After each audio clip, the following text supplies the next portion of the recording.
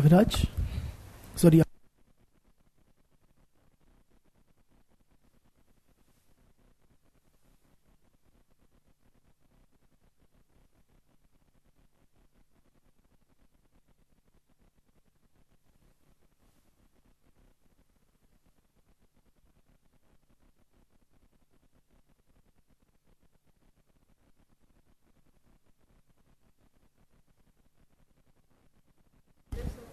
Hi, and please close your eyes for a bit.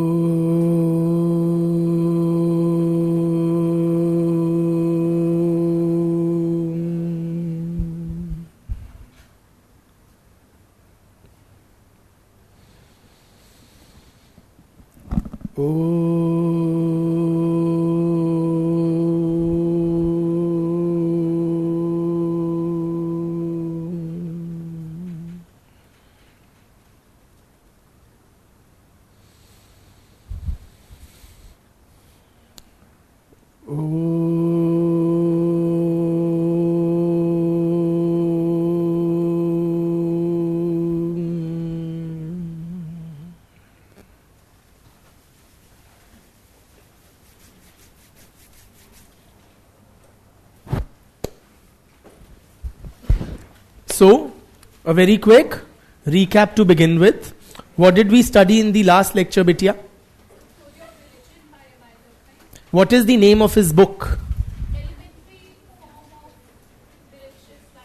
ठीक है, the elementary forms of the religious life.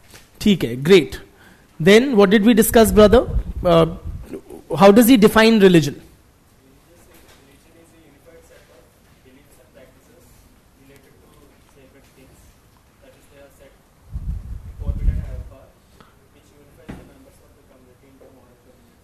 Wonderful. ठीक है ना? Very good. Religion is a unified system of beliefs and practices related to sacred things, that is, things set apart and forbidden, which unites its members into a single moral community. Great. Akash? ठीक है? So that is that. Then, what else? Brother, what do you understand by the term sacred, and what is its relationship with that which is not sacred?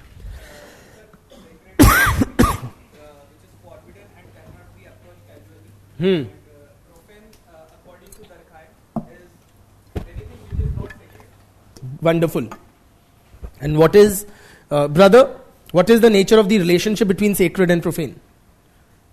Yes, yes.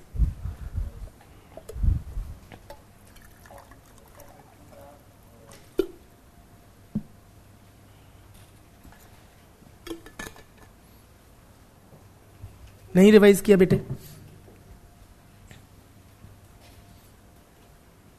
Brother, yes, white shirt.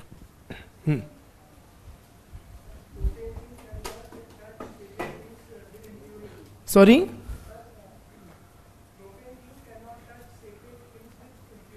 Absolutely.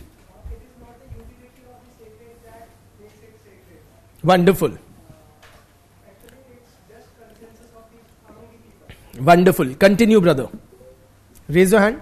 The one next to you. Yes. Yes. Sorry? All right. Good.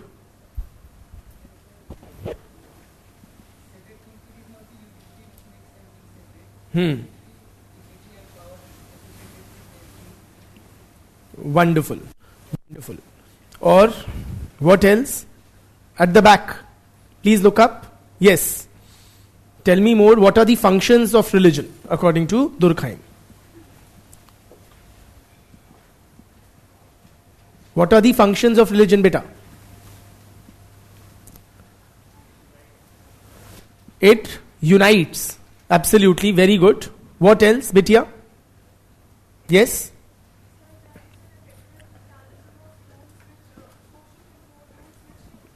It is a very effective mechanism of social control.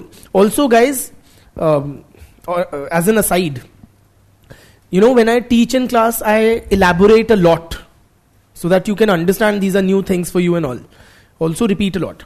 But when writing, you will have to be very, very succinct, very to the point in your communication. So try to develop that also.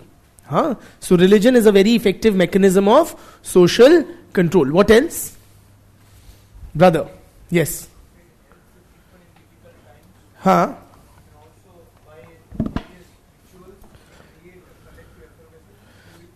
It helps to tide over difficult times, particularly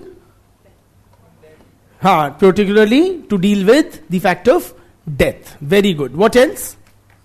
Religion and society, the relationship of man with religion. Yes. Like religion with God and society can be same.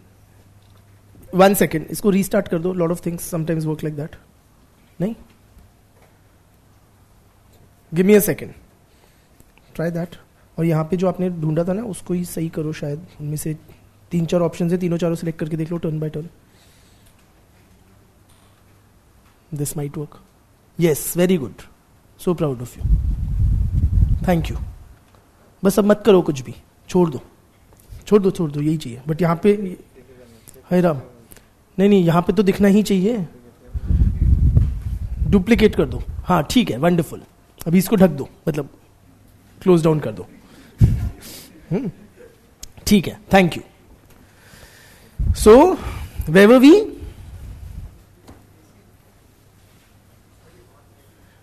Can you please switch on the air conditioning? So where were we? Man and God. Man and society is exactly the same. Which is the relationship of? Dependence of man on society or God. Wonderful. फिर और क्या पढ़ा हमने? What are the other bit here?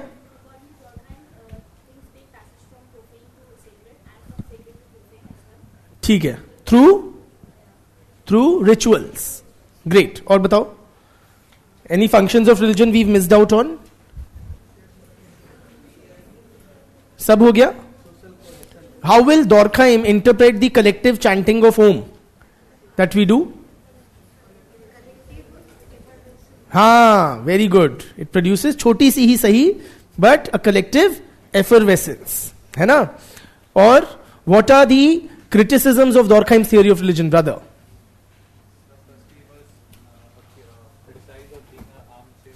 Armchair sociologist. Bitya.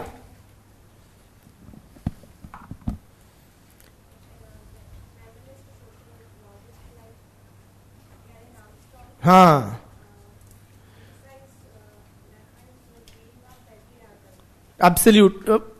Not Durkheim for being patriarchal. Not even theory for being patriarchal. You'll have to frame your argument correctly. You're on the right track. You have the right understanding, I suppose. But you have to say also, write also the very right thing, na? They didn't accuse Durkheim of being patriarchal or his theory of being patriarchal. But they argue that religion is patriarchal, which Durkheim's theory ignores. I hope you are with me on this. ठीक. Good. Scholars like? Very good. Karen Armstrong. ठीक है ना? So you can imagine Kiran from Dar, okay, with a very strong arm boxing Durkheim, okay, or something of the sort. And that is how you can remember such names. But don't write Kiran Armstrong. It's Karen Armstrong. ठीक है. Good. और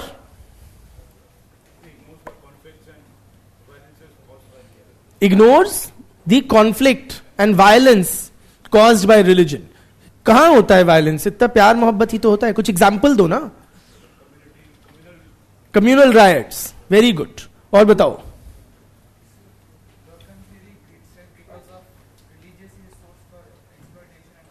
Religion is a source of exploitation and oppression. Any example?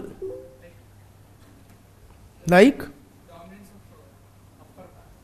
All right. So the lower castes are at the receiving end of Hinduism. और बताओ.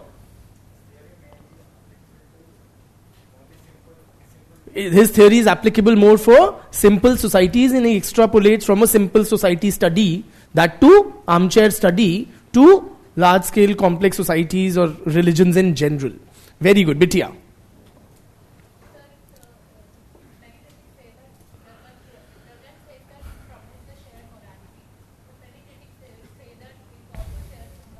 It also promotes immorality. Wonderful. Aur batao, Bitya. Yes? Did we criticize the sacred profane dichotomy? Yes. Then do. Have we revised? Sorry? To batao.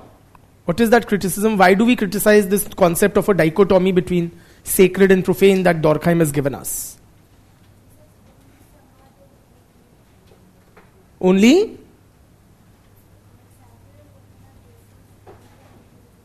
No, Durkheim does not say that, sorry. She's saying, Durkheim says that sacred and profane are based on utility. But I'm sorry, that is not what Durkheim says, beta.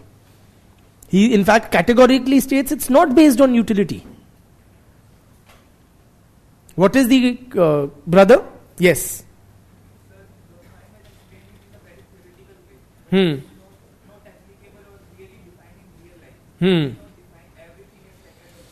ठीक है, so things are not very black or white or clearly only sacred or only profane in the real world. Any examples?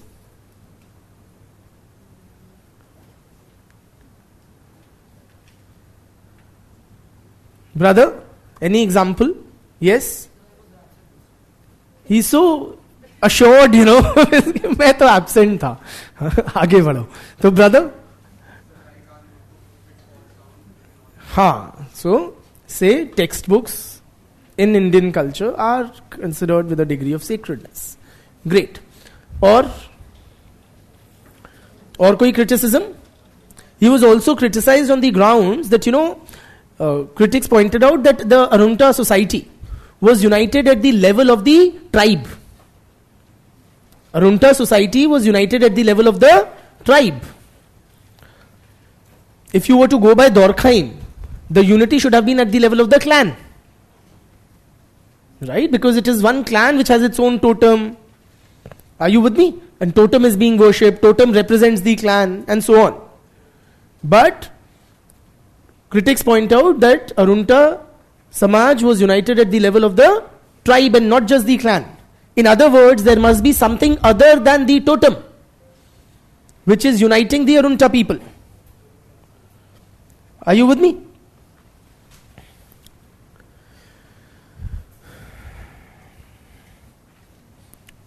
Okay, now let us take up some doubts. First, from the online students, there are several on my screen. Okay, one question is, can we say that the philosophy of electoral democracy is similar to functionalist theory, as both believe in giving precedence to majority views or value consensus, ignoring the views of an individual? The short answer to that is no. That would not be a correct comparison to draw. Have you heard the question? I repeat the question for those who don't catch it. Good evening. Can we say that philosophy of electoral democracy is similar to functional theory, because both believe in giving precedence to majority view or value consensus, ignoring the view of an individual? That is a very incorrect understanding of democracy. Because democracy is premised upon empowering and giving lot of importance to the individual. Okay? Whether it is fundamental rights or one man, one vote principle, lot of it. It is all about the individual. So it's not a good comparison.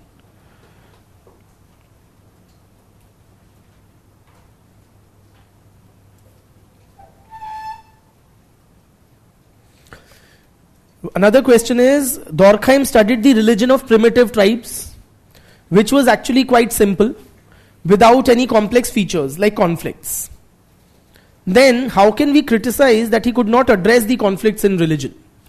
The criticism is still valid that he ignores conflict, because he does suggest that this theory is applicable not just to the Arunta people, but to religion in general. Right? So he, through the study of Arunta religious beliefs and practices, he has developed a general theory of religion. Are you with me? And that is why this criticism is valid.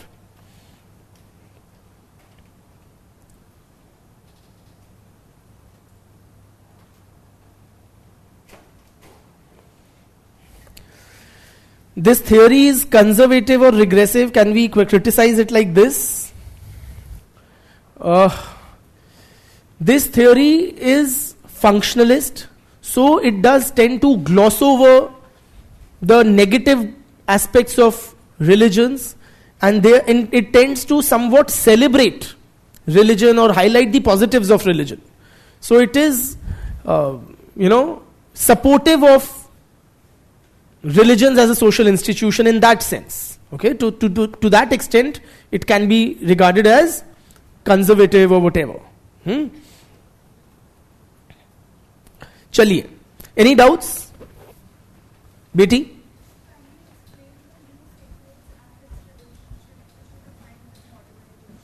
Okay, what are new sacreds and modernization? As a society becomes modern, okay, the conventional understanding is that religion declines. With modernization, there is a decline in the importance of religion in society. Science replaces religion as a knowledge system. Are you with me? Religion is disengaged or separated from the state with the emergence of the concept of secularism. In general, religion sees a real perceptible decline. That's the general understanding. Okay? But Durkheim has a different view of this process. He says, as a society modernizes, religion does not vanish or decline. Instead, what is religion? According to Durkheim, it is beliefs and practices related to sacred things. Old sacred things have been replaced by certain new sacred things. That is what has happened in modern society. If earlier the Bhagavad Gita was sacred, today the Constitution is the new sacred. If earlier the Bhagavad Dhwaj or the crescent was sacred, now the tricolor is sacred. Are you with me? But religion continues to exist in modern society as nation worship or civic religion, and it continues to perform many of the same functions as it did earlier. It continues to bind the people, it continues to be a source of shared morality, it still produces collective effervescence, and so on and so forth. Okay?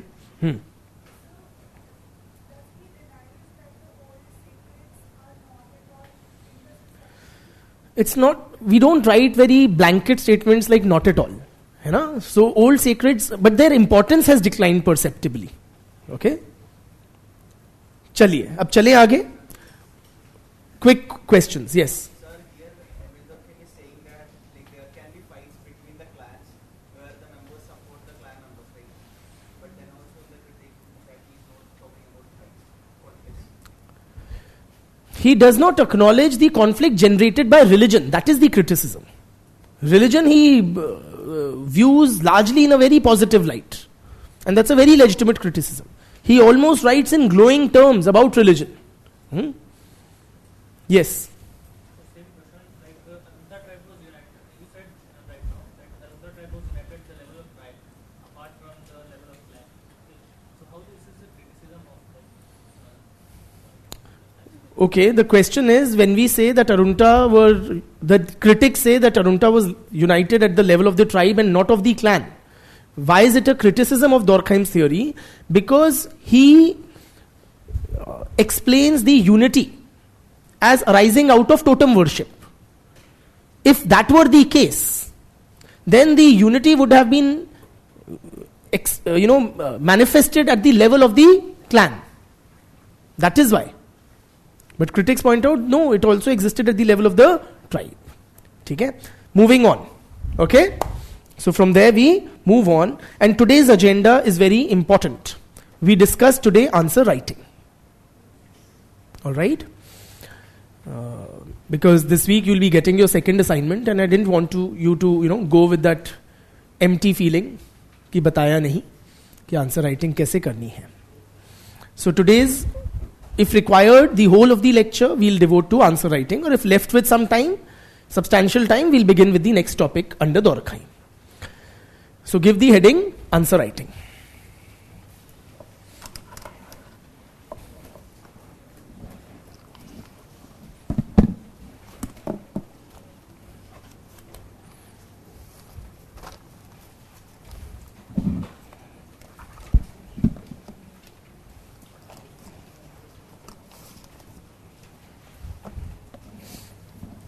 So friends,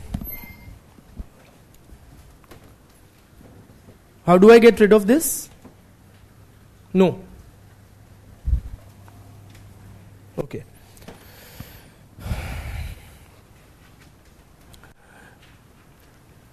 First, I would like to share with you what is the structure of the typical question paper. Okay. For those of you who've not seen it, and revision for those of you who have. So we have two papers of sociology, sociology paper 1 and sociology paper 2. Each paper is of 250 marks, and you are assigned 3 hours to attempt each of the papers. Both papers are scheduled on the same day, and between the two papers there is a gap, okay, or a lunch break kind of a thing. Now this is your sociology question paper from 2022. Okay. Now how do I move it? Okay. At the beginning of the question paper you have a set of instructions. Please read those instructions carefully. Okay. And make sure you are reading. Yeah. Can I zoom? And how? Okay. Yeah. This is a very difficult technology.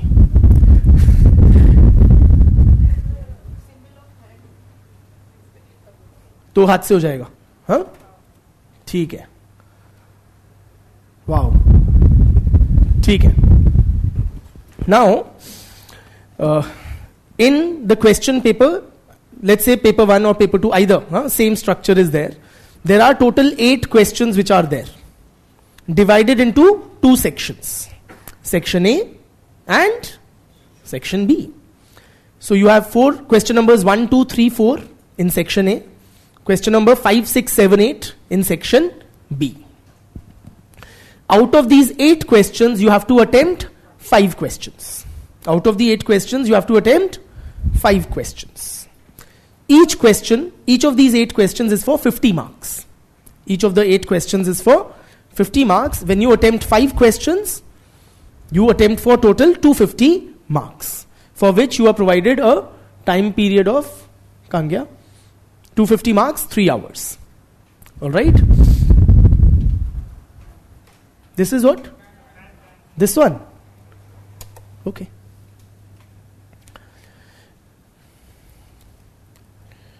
So I'm just, is it still visible? No. Okay.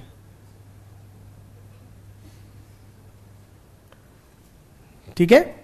So say this is, and how the questions are structured. Question number 1 and question number 5 are divided into 5 parts each.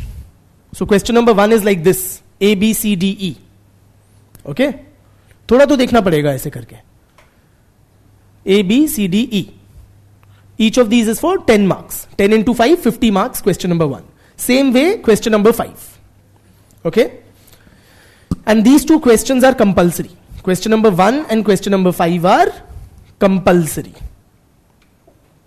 Out of the remaining 6 questions, namely question numbers 2, 3, 4, 6, 7, 8, you have to attempt any 3 questions. In such a way that you are attempting 1 question from one section and 2 questions from another section. Okay? Meaning you cannot attempt the 3 choice wale questions all from the same section. Is it clear? So, 1 second. Here it says this, candidate has to attempt 5 questions in all.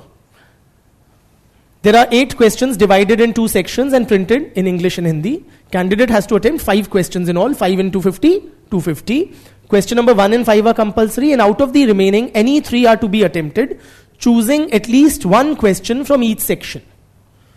Kahan gaya? Choosing at least 1 question from each section. Theek? Then this is all generic. You have to, of course, write in the medium which you have chosen, which will be English. Word limit in questions wherever specified should be adhered to. Okay, this is the thing. So this is how your question paper looks. Don't read the questions, just look at the structure for now. Question number 1, A, B, C, D, E, each is for 10 marks. And the 5 is also like this. 2, 3, 4, 6, 7, 8, they are of 20 plus 20 plus 10 marks.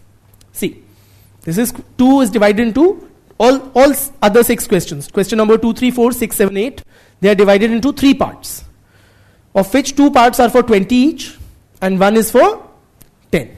Clear? This is the structure of question numbers 2, 3, 4, 6, 7, 8. Clear?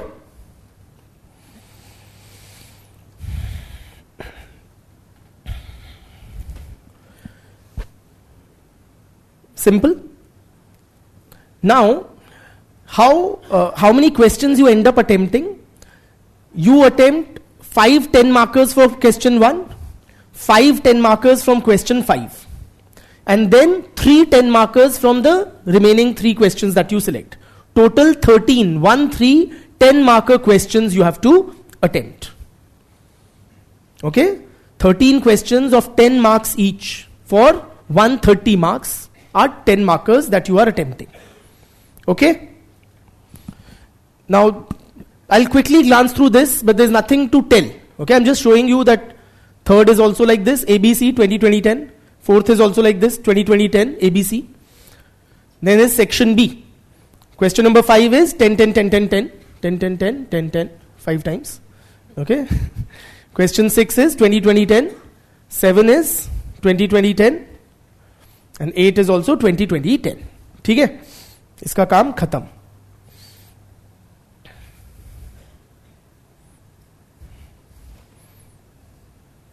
And how do I go back to my previous life? Like that note thing, it used to be here. Pata nahi bhaiya. 1 sec.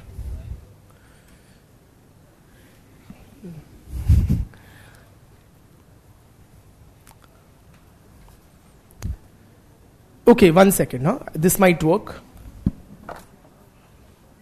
I think this will work. 1 second. Koi nahi. I'll seek help. Can you just call somebody from outside?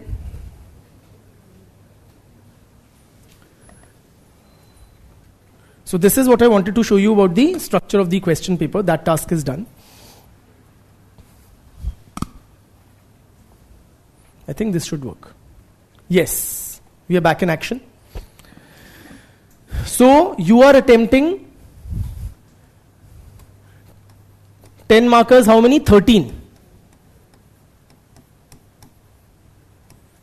Totaling for 130 marks. And 20 markers, you will attempt how many? 6. From 3 questions to 2 parts. Are you with me? So 20 markers will be 6 questions, which will be for 120 marks. So total you are attempting for 250 marks, or total 19 questions you are attempting in a span of 3 hours. हो गया. Thank you.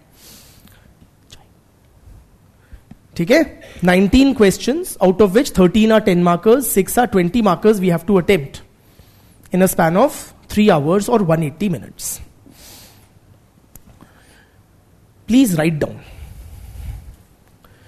You must attempt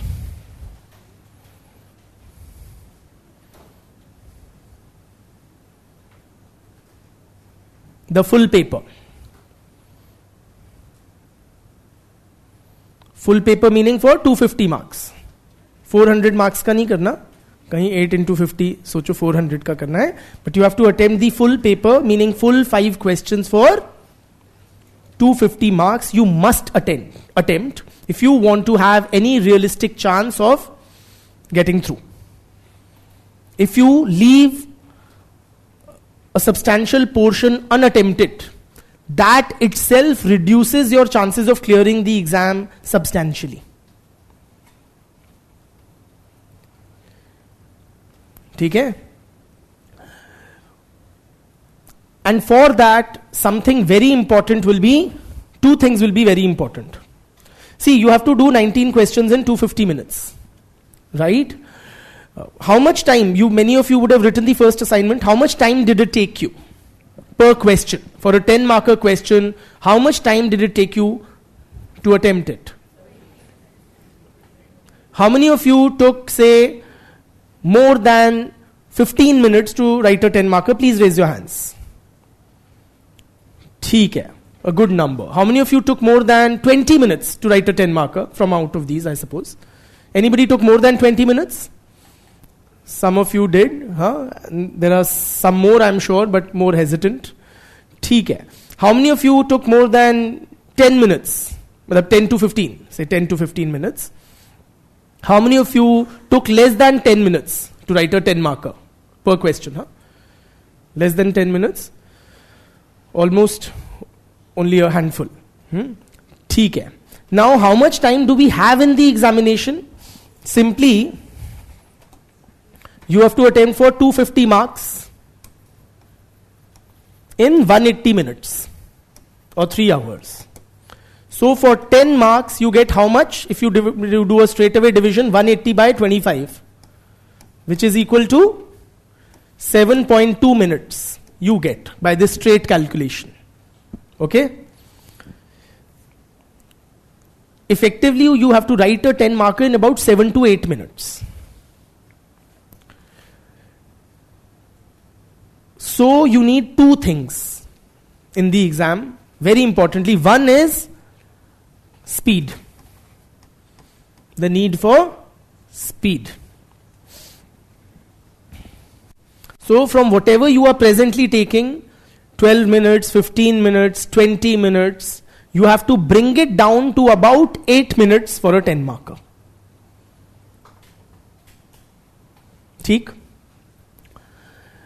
How do you do that? It will not happen overnight. It will surely not happen overnight. So don't put unnecessary pressure on yourself by trying, if you're taking 20 minutes right now, by trying to write the next answer in 8 minutes. It won't happen. B, it will demotivate you unnecessarily. Okay?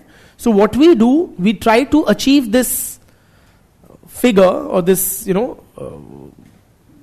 target by having smaller targets to reach there.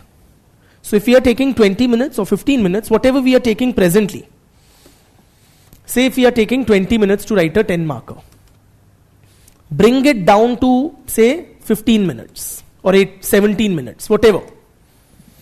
Something you can write in 20 minutes, you can also write that in 17 minutes for sure. With a little more pressure on your mind and, being conscious of the need to write faster, think faster.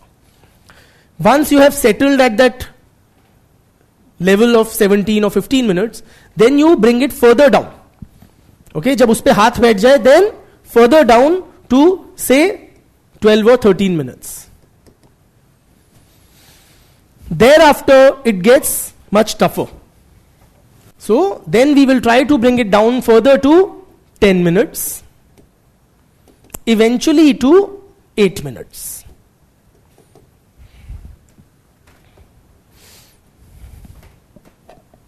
Some students have taken around 30 minutes as well. Some of these students are commenting.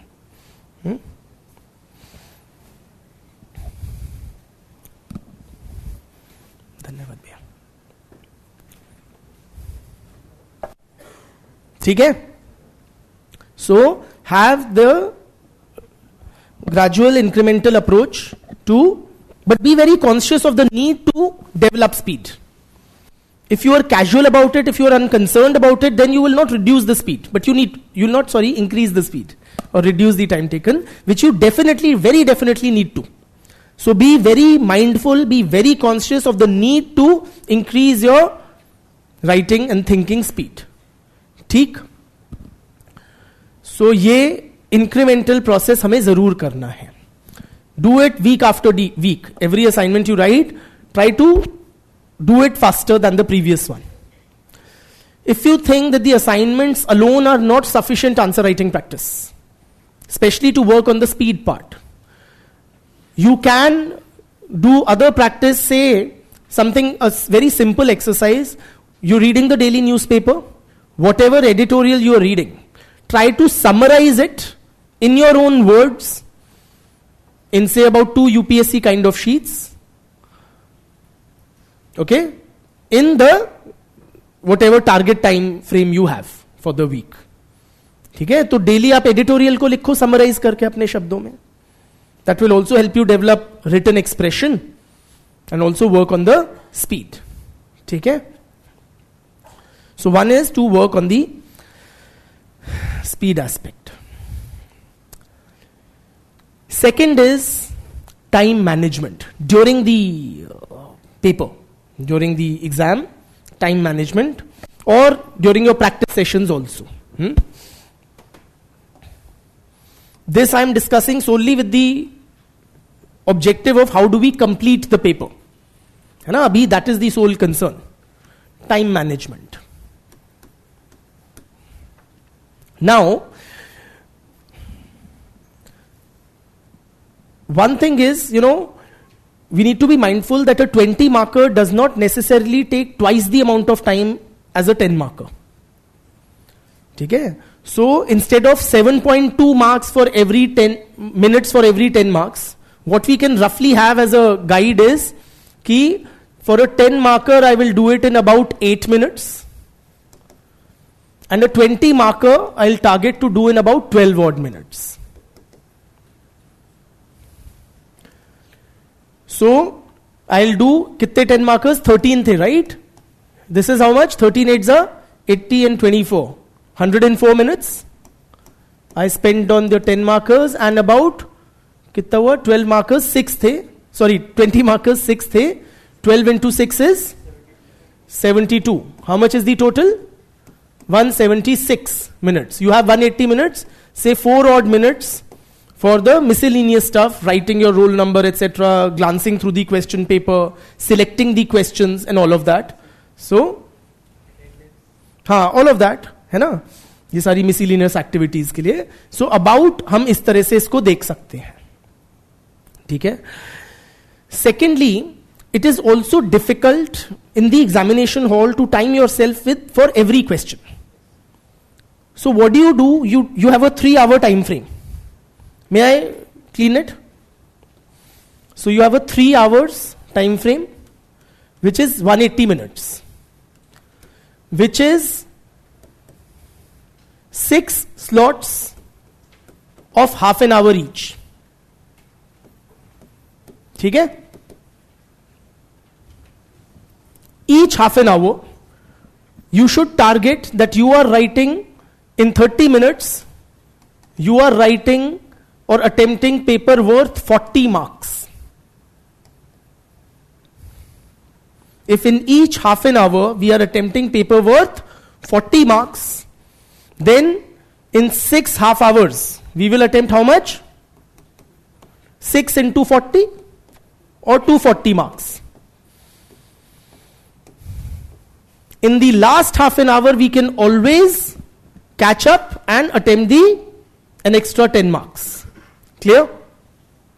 So plus, so it will be, basically it will be 5 into 40 and 6th hour 50 marks. Right? So we don't leave the 10 marker, plus another 10 marks in the last half an hour. We attempt the full paper for 250 marks.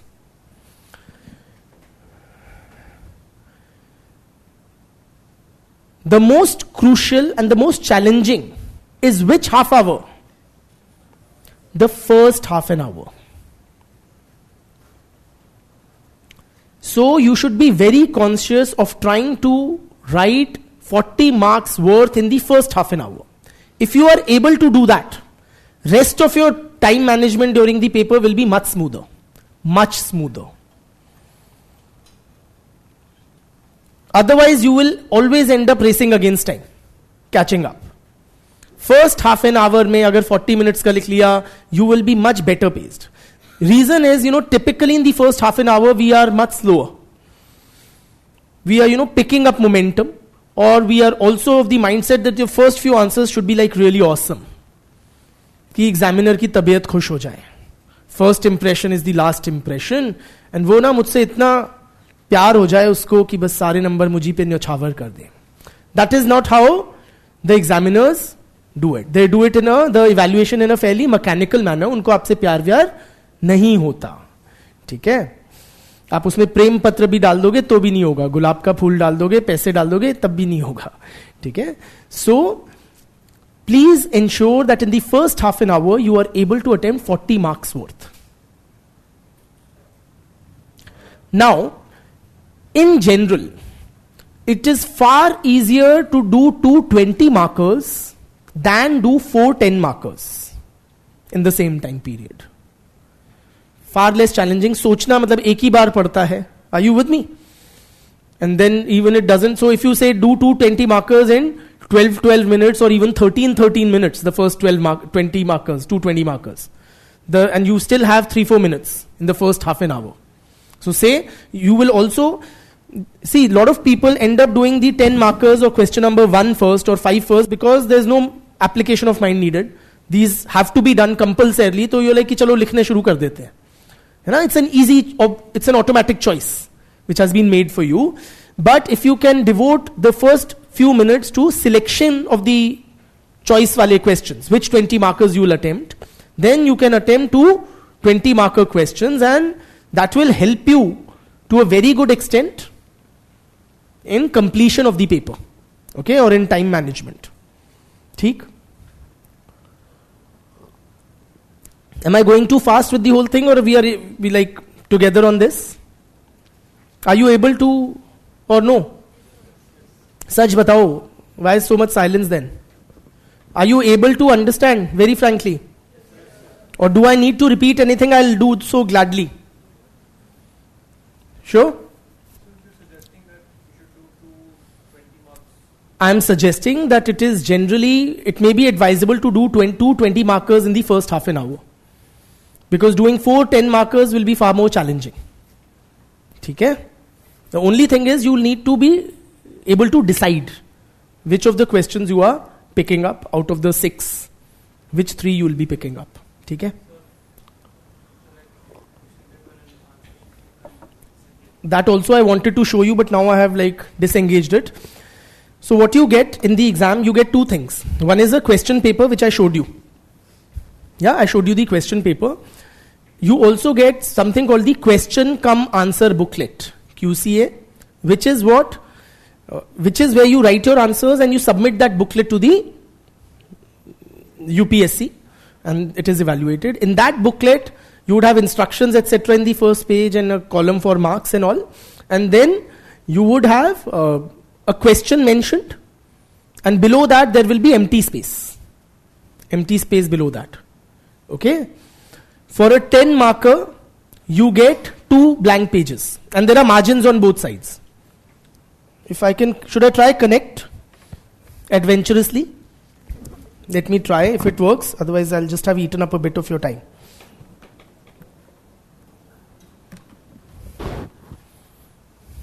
Nothing's happening?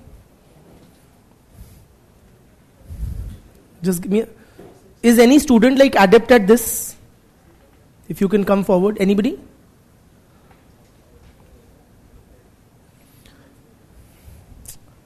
बहुत time लग जाएगा ज़्यादा करेंगे तो. Just give me 1 second, I'll make up my mind.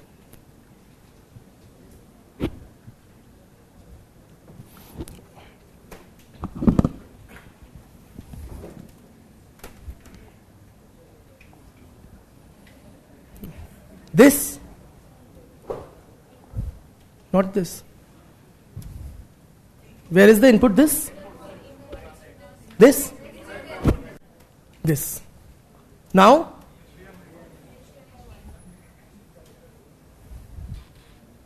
Wonderful. Thank you. No.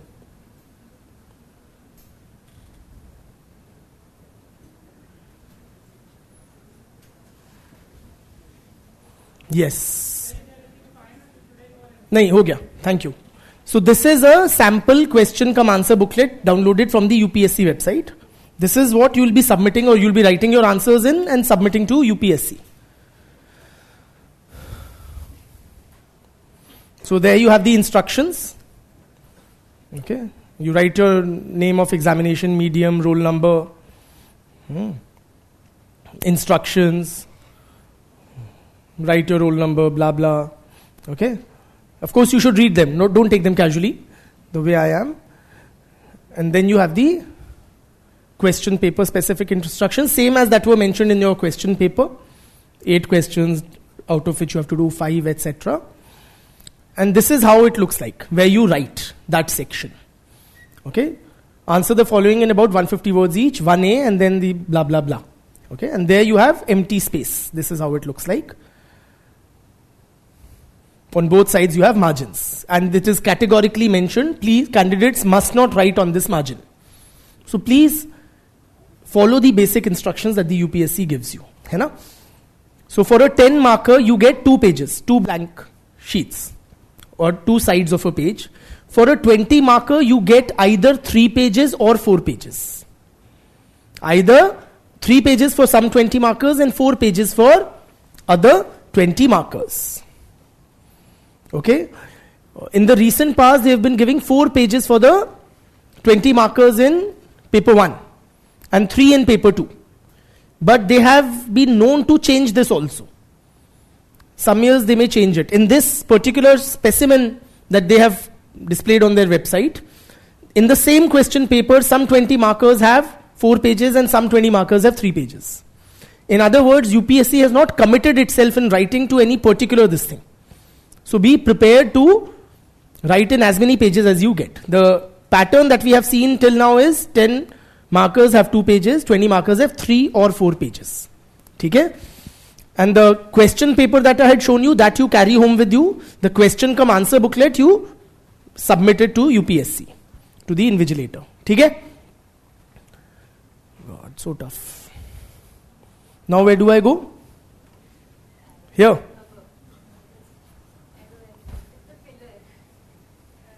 Magical पे अच्छा ये हाँ ठीक है थैंक यू बेटा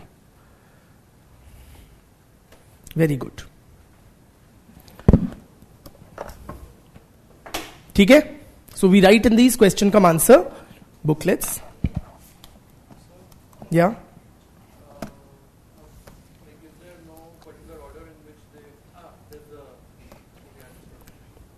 he is asking, should we attempt the questions in any particular order? The order is like physically printed in this thing, but then you have to submit it at the end of 3 hours. So, say you want to start with question number 3B part, you can very well do so. And you come back to question number 1A, 1B later on. Okay? Ask your questions. Can you just hold on your questions for a while? Because a lot of what I am going to discuss may already cover. And then we'll, of course, have an open Q&A session on this. Okay? So one is you have to ensure good speed, be conscious of it, and work towards writing a 10 marker in 8 minutes. Okay? And that will come with loads of practice. Second is time management in the examination hall, trying to write 40 marks worth in every half an hour, most particularly in the first half an hour. Okay? And then in every half an hour. Is there a word limit? Word limit is specified in question number 1 and 5. It says you write each of these in 150 words. So 1A is for 150 words, 1B is for 150 words, and so on. So a 10 marker you have to attempt in about 150 words. 20 marker you have to attempt in about, so you are writing about 70 to 75 words per page. Okay, so a 20 marker you will fill about 210 to 250, 280 words. Okay, something like that. In the other questions, the word limit is not mentioned, but it is implicit. Because if you write too much in a particular question, then you will not be left with too much time for the next one. So, for practical purposes, consider that you have to write every 10 marker in about 150 words, or you have to write about 70 to 75 words per sheet. Okay, during your practice sessions, and please write in the QCA type sheets with margins on both sides for practice.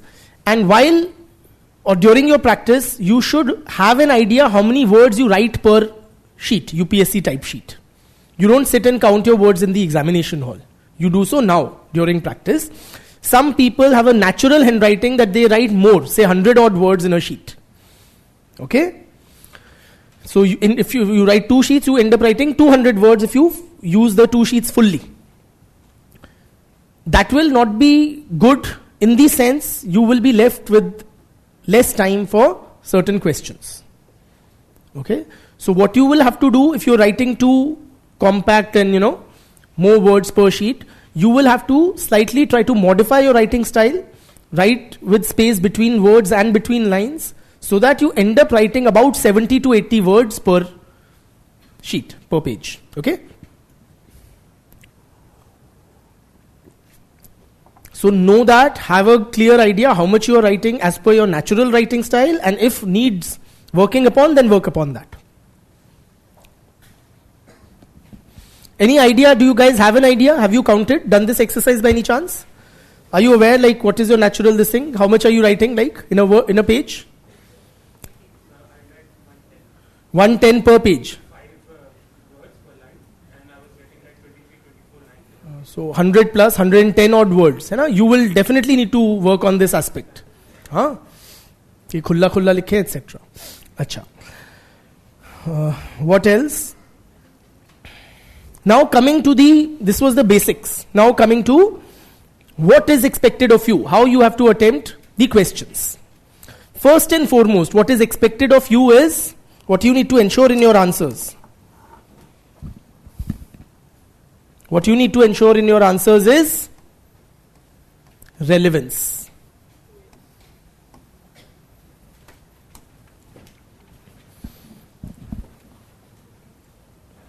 Whenever you are answering any question, your answers must be relevant to what has been asked.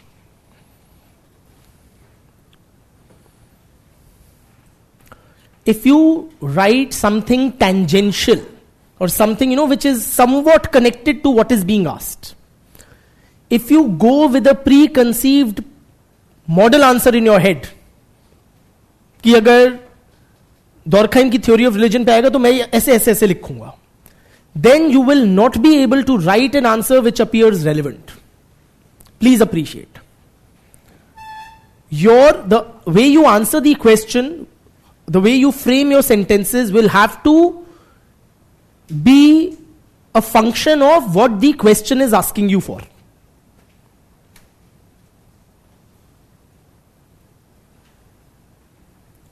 Are you with me? So, please frame your sentences in such a way that your answer, its language, appears to be answering or meeting the demand of the question.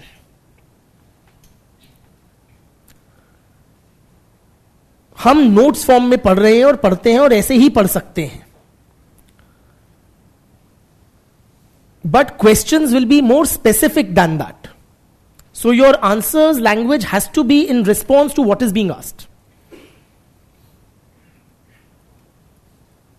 For example, we've done emergence of sociology. You were shared a list of questions over the weekend. All of them, many students ask me face to face also, most of the questions, they seem very same. They are same to the extent that yes, we have to cull out content from the same limited knowledge bank that we have created on the topic and use it in that answer. But the demand of several of those questions was quite different. For example, a question say, how did the French and the Industrial Revolution contribute to the emergence of sociology? Is very different in its demand than a question which says, discuss the intellectual influences on early sociology. घूम फिर के सब उसी time period के और जो हमने बात की थी वही सब आएगा. बट किस पे हम एम्फोसिस देंगे, कैसे सेंटेंसेस को लिखेंगे, वो मैटर करेगा what the question is asking. ठीक है? So your answers must be relevant.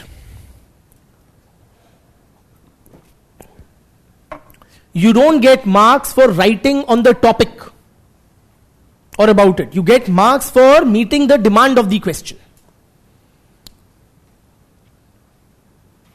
जो पूछा है उसका जवाब देना है तो नंबर मिलेंगे. केवल उस विषय के बारे में लेख लिखने पे नंबर नहीं मिलेंगे. All right? Nextly,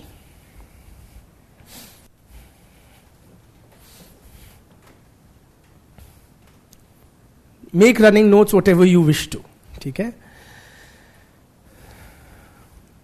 But the moot point is your answers must be relevant to the demand or as per the demand of the question. Nextly, friends, please write down. Choose your questions wisely. Choose the questions that you will be attempting wisely. सूझबूझ के साथ समझदारी से प्रश्नों का चयन करें. So, if in the exam you get in the choice wala questions, there is a question. There are two different types of questions. One of them is very standard, straightforward, shall I say boring. Most, in your assessment, most other students will end up attempting that. It's one of the most straightforward, direct topic se pucha hua question. Okay? And there is nothing, no way you can possibly distinguish your answer from other students in that particular question. Okay, so everybody is quite likely to have a same templated, straightforward answer to that question. Another question is, and you know it very well, like all other students, you also know the answer to that question very well. And then there is another question which is slightly tedha. Tedha in the sense, it may be application based. It may be, forcing you to think. You will find it somewhat challenging intellectually and academically to attempt that question. So you will find that more intellectually satisfying in that sense. In your assessment, you will also have fewer students attempting it because it's not a straightforward question. Right? Which of the two questions will you pick? The first type or the second type? First type or second type? How many of you will attempt the first type? Straightforward, boring, standardized, no, nothing to distinguish. How many of you will attempt the second type?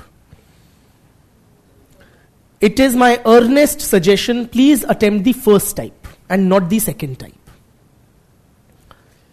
In all sincerity and with due respect to your point of view, but it is my earnest suggestion, please attempt the first type of questions.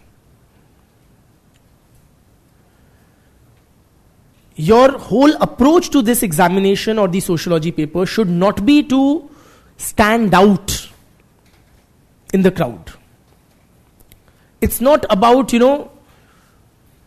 they're not looking for Shah Rukh Khans. They're looking for people who have, to the point, communication skills and a thorough understanding of the topic at hand. The objective of this examination is not to stand out, contrary to what a lot of people think. कि हटके नहीं लिखेंगे तो number कैसे आएंगे, number कैसे आएंगे. Number आएंगे if you are completing the paper on time, meeting the demand of the question. And in sociology, writing sociological content. Writing sociological content, not generic or GS type answers. So, you should not be going into this assessment that other students will also be attempting this question. Or not. Your point of view or your assessment while selecting questions has to be, which questions am I best prepared for? Even if it is straightforward and templated and others are likely to attempt. That is perfectly alright. You are far less likely to commit any mistake in a question of which you are already very well prepared. And that is what will fetch you marks. Okay? You don't fetch or get marks only, when your answers are very distinct from others. You get marks when your answer meets the demand of the question. So please choose your questions wisely and prefer those on which you are already very well prepared. The more direct, simple, and pre-prepared you are on a topic, the better it is as a question to be chosen in the exam. ठीक?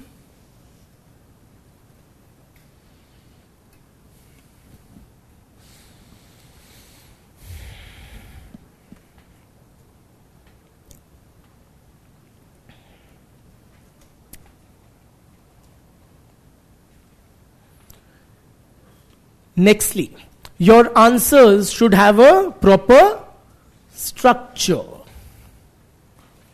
Proper structure.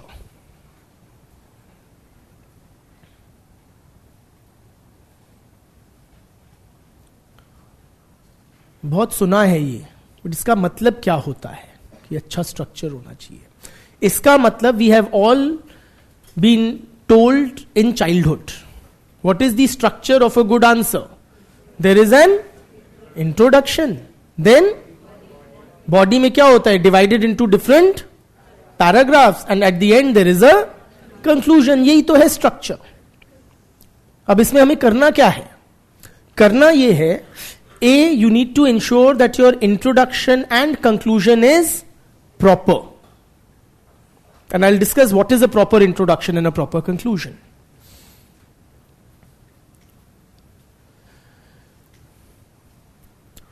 Also, preferably, the introduction and the conclusion should be big or small?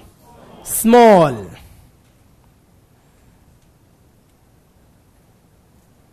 Small matlab it could be 2 to 4 lines. Let me put it this way. It should not be like half a page. Okay? Clear?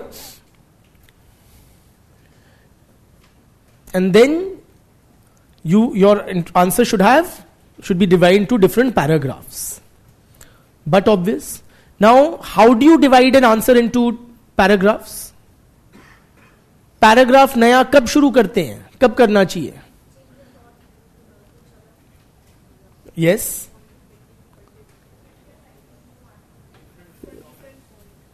A different point. हाँ.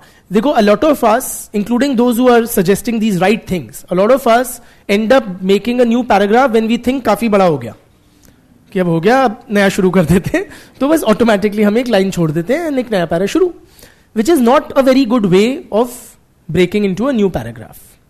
When you break into a new paragraph, each paragraph should have one or some related ideas, and then the next paragraph should talk about something else. Are you with me? So that there is a logical flow in your answer.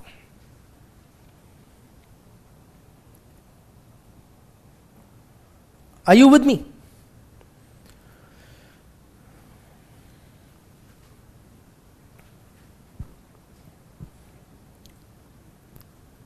So don't break paragraphs simply by seeing, how many lines you've written and then a mechanical break. Instead, one or some related ideas mentioned in one paragraph and then another paragraph which is talking about some other dimension.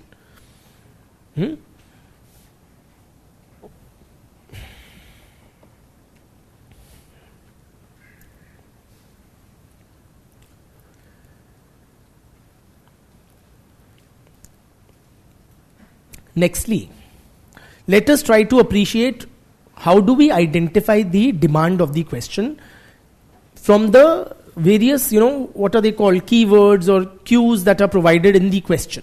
So different types of words are used. You need to distinguish or differentiate between different types of questions.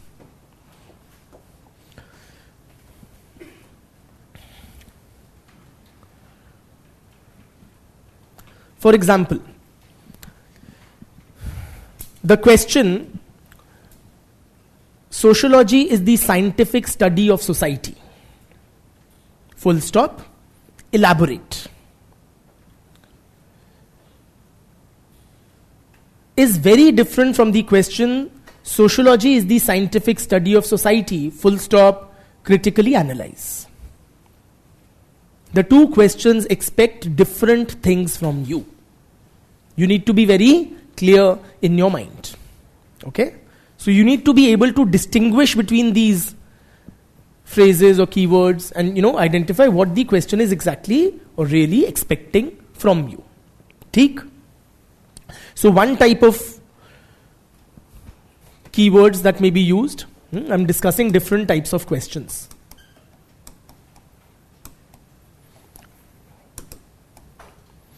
One type of keywords which may be used are words like explain, या elaborate,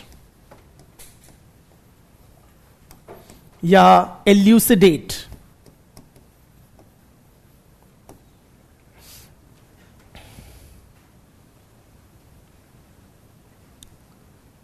या sometimes they would write justify.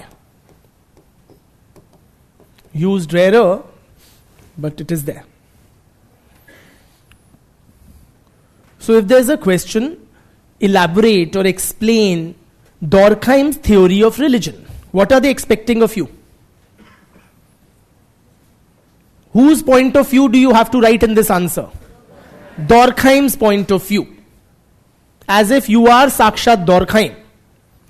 Okay? So you have to explain in detail or elaborate Durkheim's theory in this question. Clear?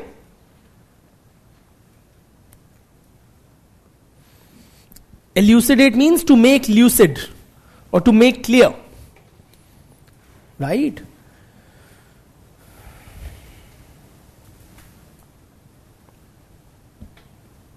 Okay? So all of these somewhat expect a similar kind of a content from you. But this would be different if you have words like, say, discuss, ya analyze. Discuss Durkheim's theory of religion. Ya evaluate Durkheim's theory of religion. ठीक है? या examine Durkheim's theory of religion.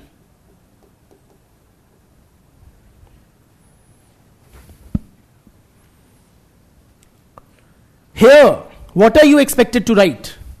Again, explain only Durkheim's viewpoint? Both sides. So you will look at it more, from the perspective of those who disagree with his theory as well. ठीक?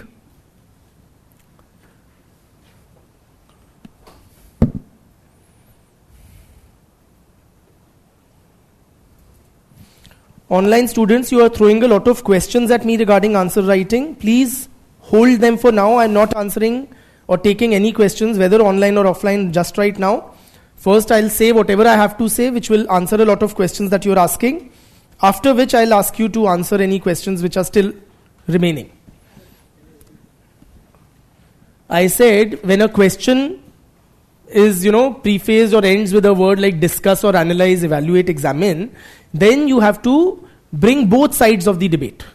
So say, if it says analyze Durkheim's theory of religion, you have to write viewpoints supporting him or his viewpoint and those disagreeing with him. ठीक? If the question says, is it visible here? Critically examine या critically evaluate, critically analyze. Critically कई बार word लगा देते हैं. Critically evaluate, analyze, examine. Huh? Then, which perspective you have to write? Again both, not only criticisms. Again both sides, but perhaps a tad greater emphasis on the critical dimensions. समझ गए?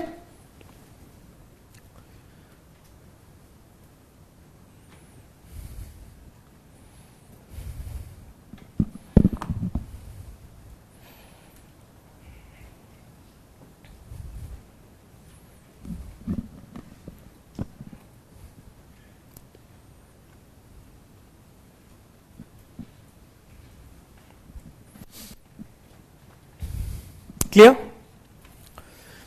A question may be, or sometimes they use the word illustrate. Illustrate.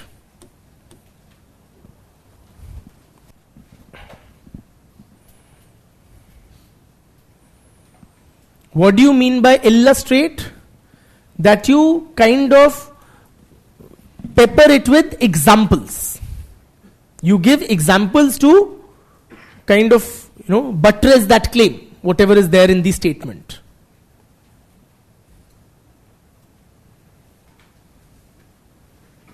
Okay? So when the question says illustrate, you are expected to give a fair many examples.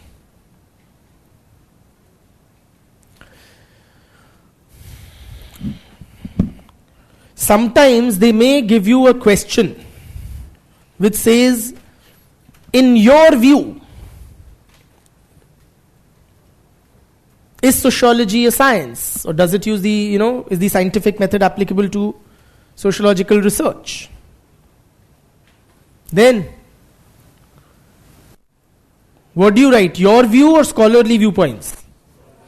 You again write scholarly viewpoints, but in the conclusion, you do kind of take a definitive stance which seems to belong to you. But you have not arbitrarily formed that viewpoint. You have done so because of the various scholarly viewpoints which have been mentioned earlier in your answer. Are you with me?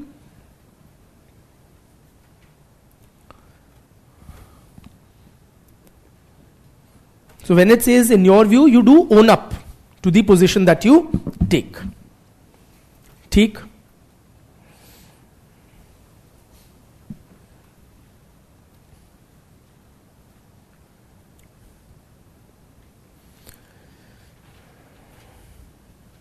So these are the different keywords or different types of questions. Sorry? Huh? Yes. Also, sometimes they may say compare. Say compare sociology and anthropology, या sociology and common sense. Or compare Marx's theory of alienation with Durkheim's theory of anomie. What do you mean when they say compare? Both. Both similarities and differences should be mentioned. And if it says contrast, then they are expecting you to highlight the divergences or the, differences between the two. ठीक?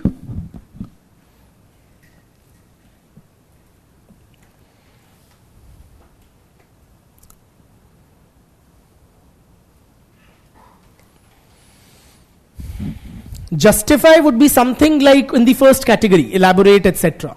Right? And you also have to give supporting arguments when they say justify.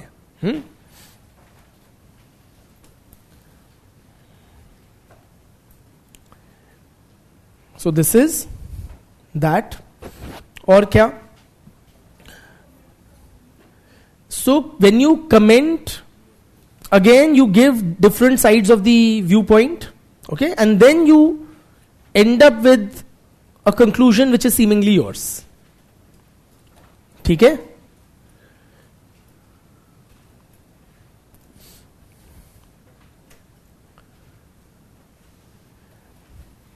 Just call somebody.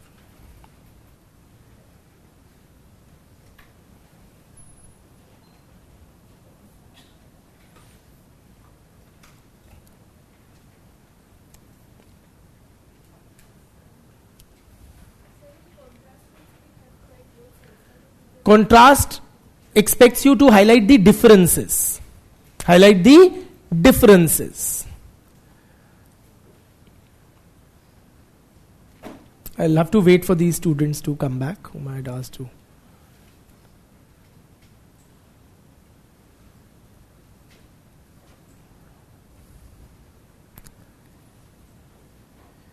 one of the students has gone out to look for you guys, so please call him also. Plus air conditioning देखिए थोड़ी कम हो रही है, हाँ? And please one of you should be here, है ना, at the reception. Thank you. So where were we? अच्छा, we had discussed the various keywords. ठीक है? Now, what should be our overall, tone and tenor of our answer? Okay, or before we come to that, let us discuss the introduction and the conclusion part.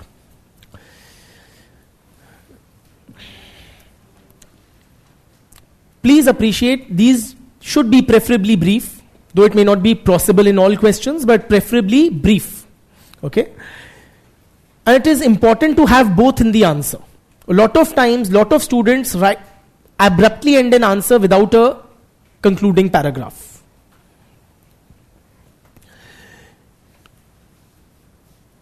When you do that, for example, but one could imagine कि भैया any last para is the concluding para. So how can there be no conclusion in an answer? It can be, for example, if you're writing features of something, okay, whatever, analyze Weberian bureaucracy. You're writing the features of bureaucracy and you mention 1, 2, 3, 4, 5, 6, 7. Seventh point, and where you end the answer. In such an answer, there is no concluding paragraph. So it leaves a very incomplete sense of, while reading that kind of an answer in the examiner. So there must be a concluding paragraph, an opening paragraph, or introduction and conclusion. Okay? Secondly, the two should not be repetitive. Oftentimes, students end up saying the same thing in a slightly different language in both the introduction and the conclusion.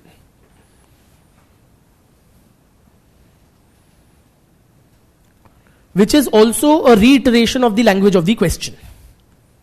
और सोने पे गोबर, ठीक है? You should not be doing that. Do not simply restate what the question has stated in both the introduction and the conclusion.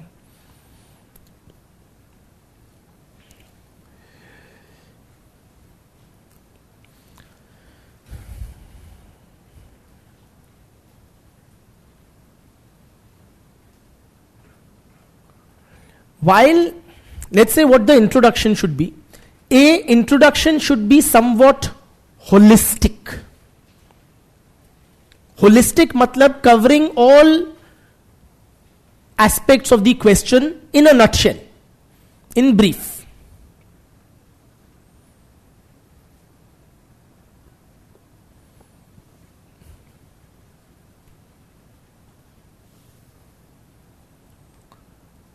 So it should be for example, let us take a question, compare Durkheim and Marx's theories of religion. Okay? This is the question. Compare Durkheim's theory and Marx's theory of religion. We've studied Durkheim's, we will study Marx's theory or views on religion. Some students may begin this answer, a lot of students do, by defining religion as per Durkheim. Religion, according to Durkheim, is a unified system, blah blah. And then they break into the next para and talk about something. This is a very incomplete or an incorrect introduction. Reason being, the question is asking you to compare Durkheim and Marx's views on religion. And you have begun only by stating one person's definition of religion. So how should we have begun this answer? One way could have been you give a neutral or a third party definition of religion. So religion is understood as a system or belief system in the supernatural. Something like that. Not mentioning of either of the two. Followed by both Marx and Durkheim analyzed religion, but in very divergent ways. And then you can possibly draw a table that I'll discuss. How do you tabulate, or do you write in points, or do you write in paragraphs? Okay? But the introduction should be touching on the whole of the question and not a part of it. Okay? One is that. In general, now what should be your introductions be? In general, or should I say in about 80 to 90% of the questions, beginning with a scholarly definition of the key terms in the question makes for a good introduction. It works in 80 to 90% of the questions. Begin with a definition of the key terms and preferably a scholarly definition.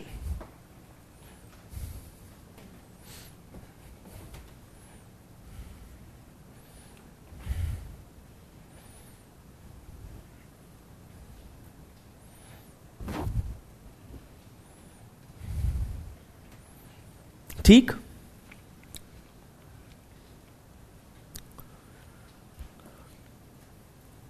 But you link whatever has been the introduction with whatever has been asked in the question. Okay? Don't leave it only at the definition if it does not directly link to the demand of the question. ठीक?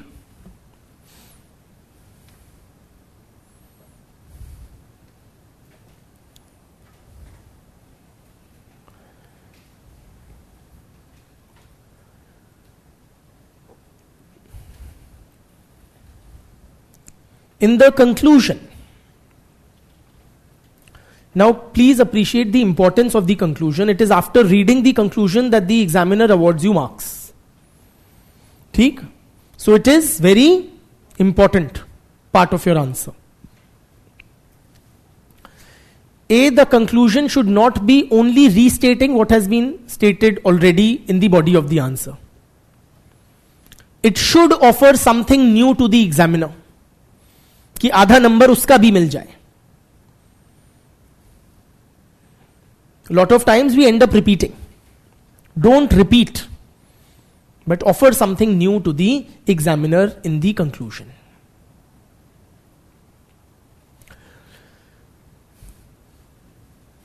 Conclusion can be of various types. क्या क्या प्रकार के conclusion हो सकते हैं? One type of conclusion, which you also use in your general studies answers. It is perfectly legit to use it in sociology answers in certain kind of questions. Is what you guys call the way forward, or solutions, yeah, what can be done. When you are discussing any social problem, and we will discuss plenty of them in sociology, so you can conclude by talking about certain solutions, etc. in the conclusion.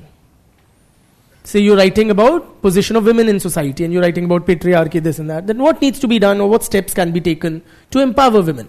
ठीक है? That is one type of conclusion we can have. Another type of conclusion can be, you can, the madhya marg. So if the question is, you critically evaluate this or that, is sociology a scientific discipline? What do you say in the conclusion? Hai ya nahi hai?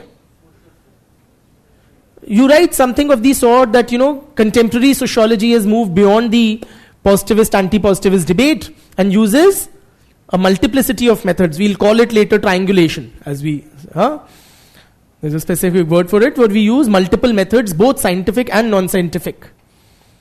Okay? To investigate the social reality.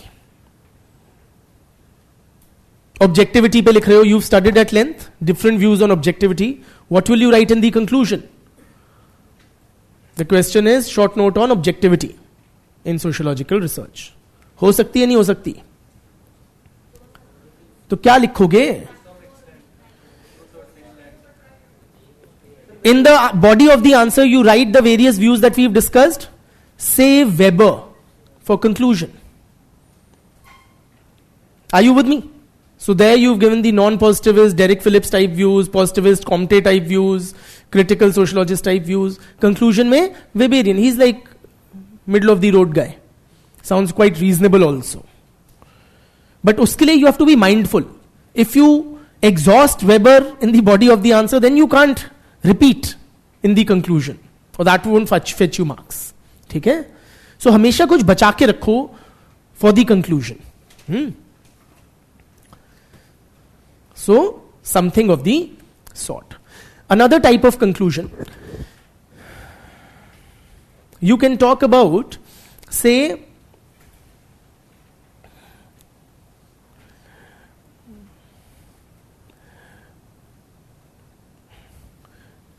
the contemporary relevance of a theory. A lot of theories that we discuss, all the founding fathers, they wrote like 100, 200 and 500 years back. Like, exaggeration is there, of course. They wrote long back.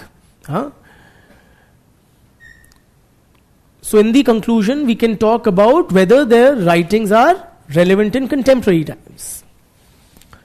Two types of approaches can be. One can be talking about the contemporary relevance, ki now the times have greatly changed. So it's outdated. Marx's writings, they were, relevant in that, क्या बोलते हैं, 90th century, what do you call, exploitative industrial capitalism. But today we have welfare capitalism, so the guy is done away with. But that's not a very good thing to say, especially about great thinkers. Okay? So you say that times have changed, but the theory retains its relevance in somewhat modified form, even in contemporary times. And we'll discuss. You need to have ठोस content on that. Just this much won't do. So you say, in contemporary times, Marx's theory of alienation has been reformulated by Falana guy. We'll study all that. Okay? Okay? So that can be one type of conclusion, talking about the contemporary relevance of an older theory or scholar. Then another type of conclusion can be, this is a cliched one, but he made a seminal contribution to with these concepts, he made a seminal contribution to the development of functional sociology. ऐसे कुछ करके कि उनका बहुत बड़ा योगदान रहा है हमारे विषय के डेवलपमेंट में.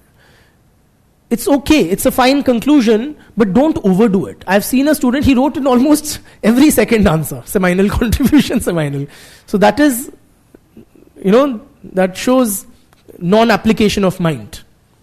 एक आध में ऐसे लिखोगे तो सही है. And only for those who did actually make a seminal contribution, not for sidees or whatever. ठीक है? So, say you're writing about Weber's theory of bureaucracy. It is, foundational to even contemporary studies on bureaucracy or whatever. Yeah, Merton, he gave concepts of manifest and latent functions, which literally came to the rescue of functional sociology, facing many critics. Some such way, how important has been their contribution in sociology or their branch of their type of sociology. Okay?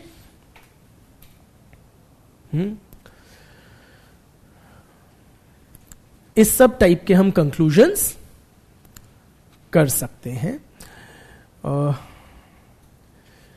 In paper 2, okay, where you will be talking about Indian society, it's all about Indian society. In the conclusion, you can also talk about either a way forward or several government initiatives or measures which have been taken, whether, depending on the question, say tribal upliftment, women empowerment, and so on and so forth. ठीक है कि सरकार ने ये सारे कदम उठाए हैं, कुछ न्यू स्कीम्स मेंशन कर दी, जननी सुरक्षा वो भी पुरानी हो गई, whatever. So these are the different types of conclusions. What should be the overall tone and tenor of your answers?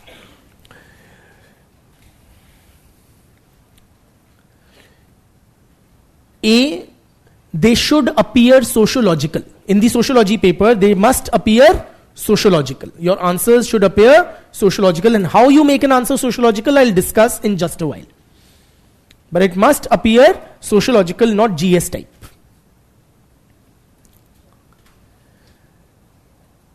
Secondly, any question that you come across, don't take it to mean what are your personal opinions or views on that issue. We all have well-framed views and we may think, मेरी तो अलग ही बात है. होगी अलग बात, बाद में दिखाएंगे ना. अभी एग्जाम क्लियर करते हैं. For that, please mention various scholarly perspectives. Okay? So if you're writing on patriarchy or caste exploitation or anything, secularism, don't write whatever are your personal views. Write scholarly arguments or perspectives.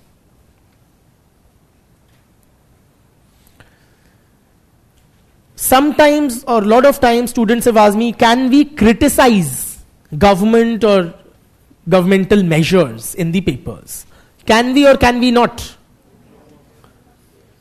Yes or no? We can. But not to the extent of denouncing the whole system. Please appreciate. We are after all applying for the Indian Administrative Service and not the Naxal Administrative Service.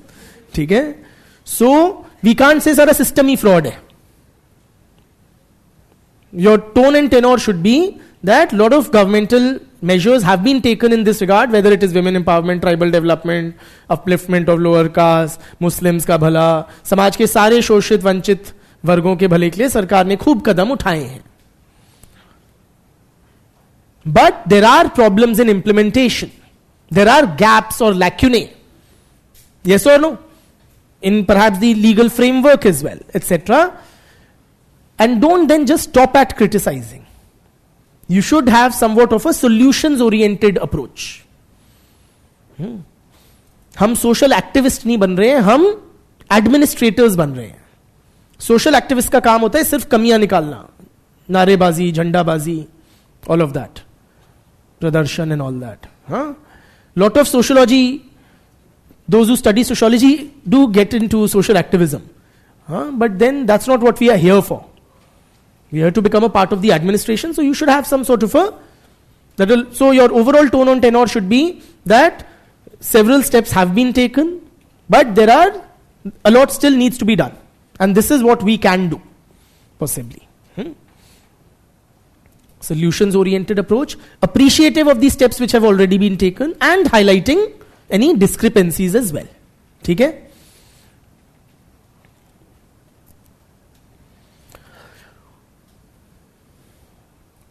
Overall, wherever your own views seem to be getting reflected, you should come across as a balanced and reasonable person who can look at various sides of the debate or the question at hand and then arrive at a reasonable, reasoned conclusion. Arbitrary नहीं होना चाहिए, extreme नहीं होना चाहिए, yeah?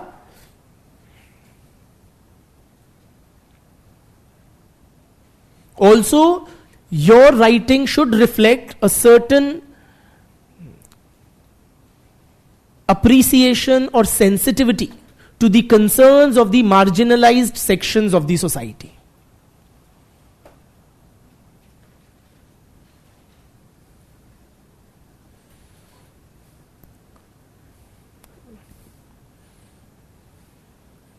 A certain sensitivity to the concerns of the marginalized sections of the society.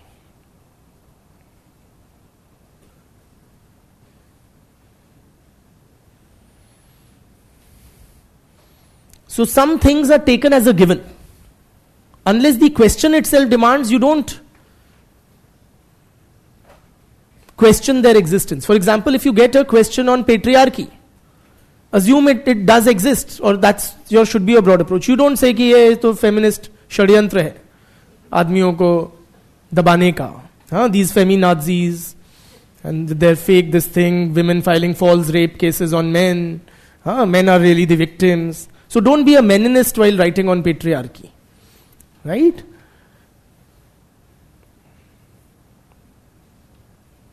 So you should be seen as somewhat appreciative of the plight and the social conditions of the marginalized sections of the society.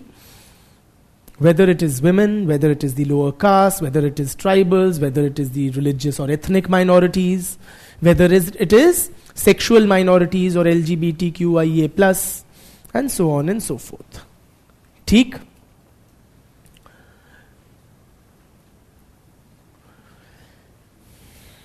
Now coming to another important dimension. थक गए क्या?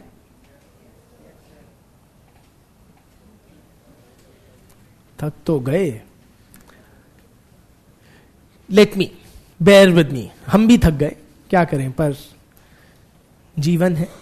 सो another dimension would be what, कि two things I need to discuss, important.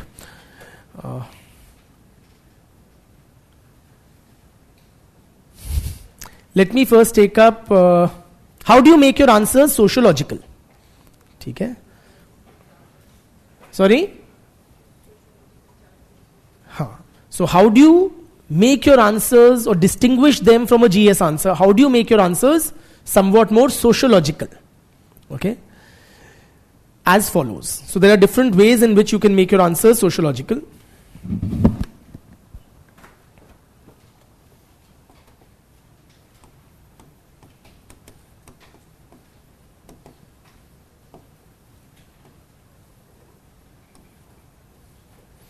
One is you quote sociological thinkers.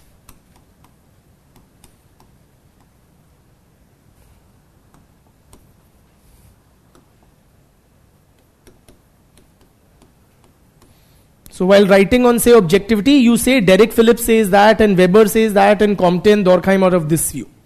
Pepper your answer with a good number of sociological thinkers. ठीक है? That makes your answers automatically sociological. Lot of students ask how many? Ki how many thinkers one should write in a 10 marker and how many in a 20 marker? Depends again on the question asked. So, if the question is, say, on Durkheim's or social facts topic is, this is a topic under Durkheim, right? Then, how many thinkers will you write?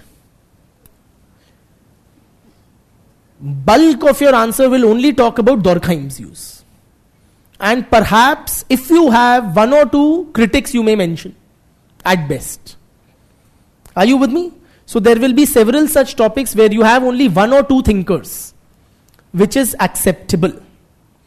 But if the question is broader and not scholar specific, say if the question is on, write a short note on patriarchy, one would expect several feminist thinkers in your answer with varying viewpoints. How many? Say if it's a 10 marker, 4 to 5. If it's a 20 marker, 6, 7. Okay? And of course, they all have to be relevant. If the question is, say, or patriarchy we've not yet discussed, but say objectivity. Don't write, भैया मेरे हिसाब से objectivity ऐसी होती है और इतना तो है या नहीं है. You write various scholarly views. And should one expect multiple scholarly references? The answer is yes. Are you with me? Because it's not a scholar-specific topic. Social facts is a scholar-specific. Are you with me? So that is the key difference. Of course, you write an introduction in every answer. I didn't understand your question. Can we mention a thinker in the introduction? Yes, you can. For sure. Say if the question is simply elaborate Durkheim's theory of religion, then you begin your introduction. Durkheim in elementary forms of religious life defines religion as blah. ठीक है? Perfectly legit. So one is you bring in sociological thinkers in your answer.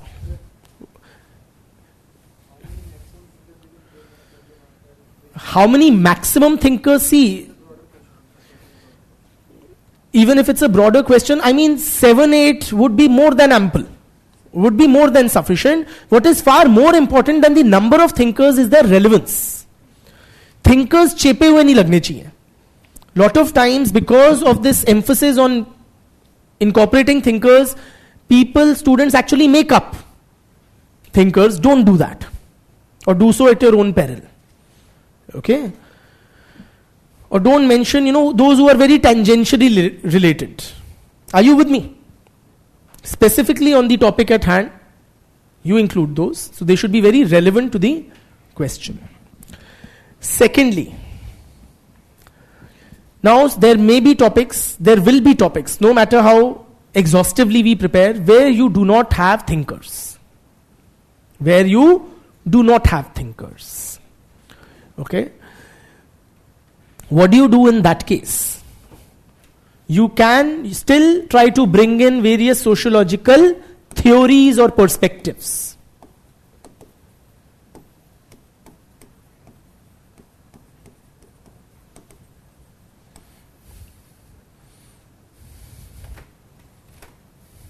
Theories and perspectives. 3 theories particularly have very wide application, or are very, should I say, easy to apply in a range of topics, namely functionalism, Marxism, and feminism. To a lesser degree, other theories also, but these 3 are somewhat easiest to apply in a range of questions.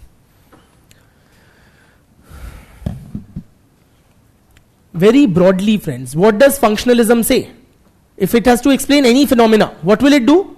It will highlight the positives, the benefits, the advantages, or how it is benefiting the society. Are you with me? What will Marxism do? It's critical of various social arrangements, highlighting how the rich benefit and the poor or the working class are at the receiving end. Are you with me?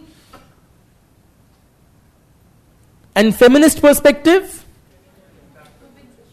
everything, everywhere is patriarchy or male domination. Women are being subordinated and exploited. You know, so for example, I'll give you an example. There was a question in one of the years on demonetization. Okay? Now students had prepared demonetization in the aftermath of that decision for GS, for economics section, but they had not prepared it for sociology. Nahi aaya dimag mein. So what do? You analyze demonetization from these 3 perspectives. What is the functional perspective? All the benefits or advantages of demonetization that the government was tom-tomming. So you say from a functional perspective, demonetization serves the following functions. Or likh the advantages. Wahi cheez hai. From a Marxist or a conflict perspective, then you highlight what? Kaise Garib was at the receiving end. The informal economy which employs so many unskilled or semi-skilled etc. people, that was badly hit. Yes or no? A large number of working class people earn their livelihoods in cash. Their savings are in cash.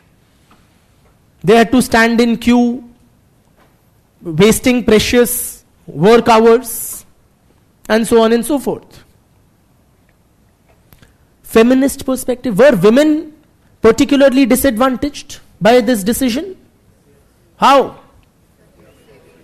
हाँ, so जो household savings होती हैं गृहिणी की, cash में होती हैं. Are you with me? And the public-private divide and women being confined to the private sphere, they don't have that much access to the formal banking system and channels also. Women are more concentrated in the unorganized sector because they are even more less skilled or unskilled than male workers. Are you with me? Women को बच्चे पति भी पालने होते हैं, उसके बावजूद so dual burden, अब एक और स्यापा that you have to get your money, this thing deposited, etc., etc. Women were fewer, a part of the formal banking system. कहाँ अकाउंट में पैसा जमा करेंगी जब हमारे अकाउंट ही नहीं है. So many things. ठीक है? So this kind of a framework can come handy. Another way to make your answers sociological. जग जाओ. Another way to make your answers sociological would be to look at whatever is being asked. How should you look at issues? In isolation or interconnected? So, various social institutions how they are interconnected or how they are related to this thing. That is what you're trying to highlight or bring about.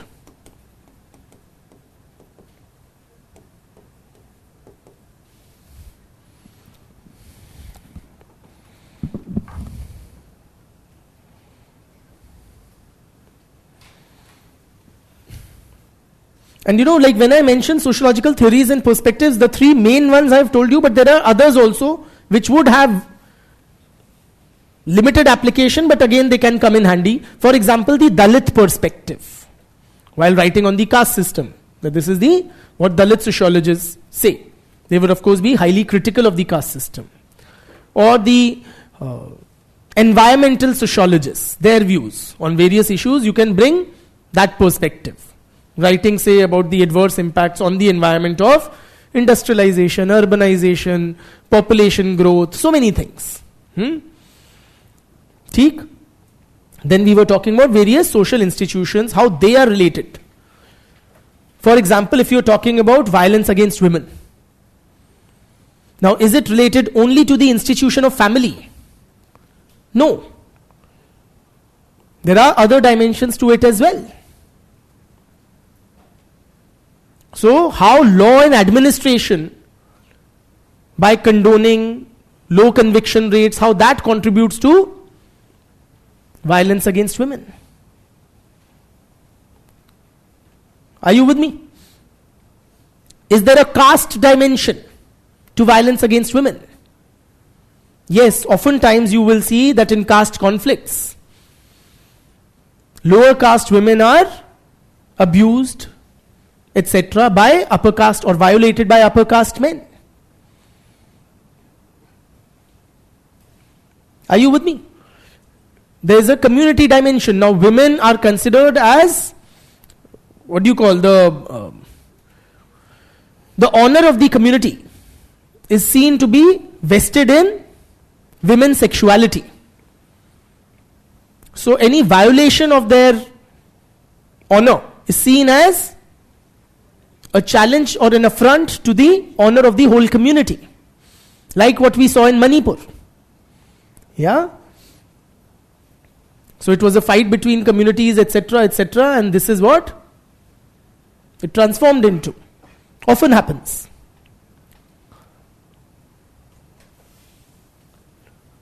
Does religion in any way condone, encourage, legitimize violence against women? We need to look at that. And we will. Are you with me? How does education system, is it related? Yes, it is. Women who are less educated are more susceptible to violence. And the girl child has relatively lesser access to the education system. Due to various reasons. Okay? Does mass media condone or encourage violence against women? So you have a lot of sexist songs, movies. Yes or no? Men are portrayed as aggressive and dominating, and often even the heroes are shown to be violating women's bodily sanctity. Are you with me? So all these dimensions we have to bring in to make the answer sociological. Or you can look at the various social groups, how they are impacted. Say you're writing an answer on globalization. What would be the impact on women, on farmers, on tribals? Are you with me? On the capitalist class, on the industrial workers, on middle class households, different sections of the society. That would be another way. Different sections of the society.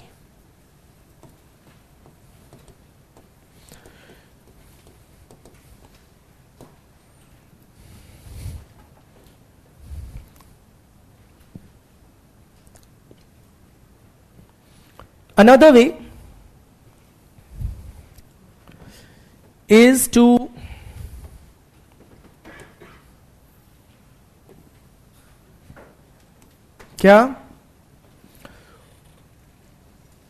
use data and reports in your answer.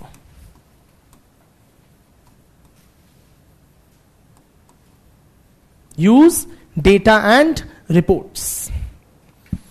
Please appreciate, friends, as already pointed out, we do fancy ourselves as a scientific discipline. And what makes us scientific? What makes your answers that much more scientific? If you give an empirical basis to your argument. Okay? So we should be quoting studies, reports, data, etc. to make our point. So you don't rant that, women are being oppressed by men, subjected to violence. You say, according to National Family Health Survey 5, 30% women have been subjected to spousal violence. That adds weight to your argument, makes it also more sociological. Okay?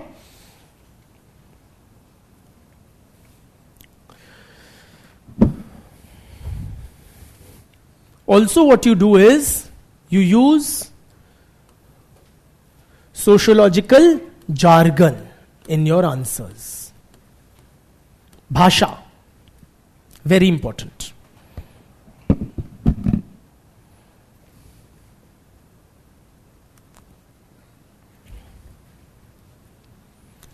What is sociological jargon or bhasha? 95% of your answers will be in English, which is whatever you have learned till now and whatever improvements you bring about. But 5-10% we need to incorporate jargon in our answers. Jargon is the subject specific bhasha. For example, if you're writing on functionalism, use phrases like value consensus, shared norms and values, socialization, or agencies of socialization,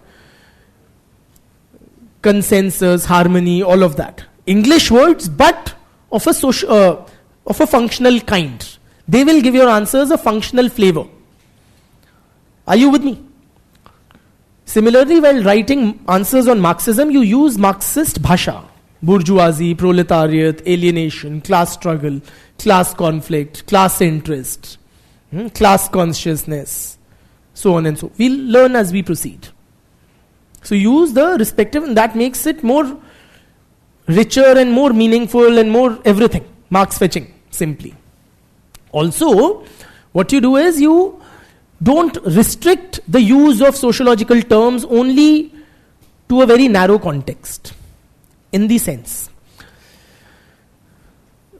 So you don't use the concept of anomy only if the question is straight away on Durkheim's theory of division of labor or Merton's theory, wherein these are the two contexts in which we will study anomy. Have we studied? No. Okay. You understand the term at its most basic or fundamental, simplest form.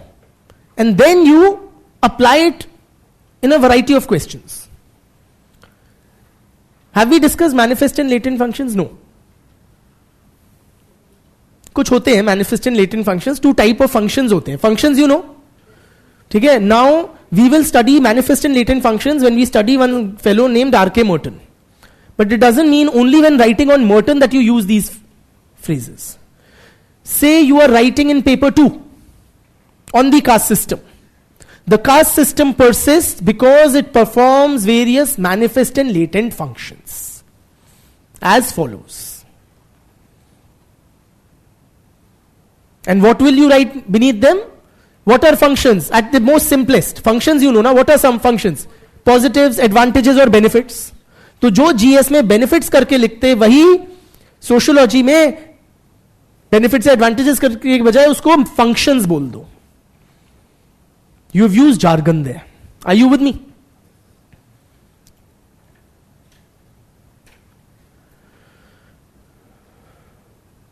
एक simple सा हम चीज पढ़ेंगे Parsons के under social system. He sees the society as a system and calls it social system. What is social system? Another term for society. It's another term for society. So in a lot of places, instead of writing society, we can use the phrase social system.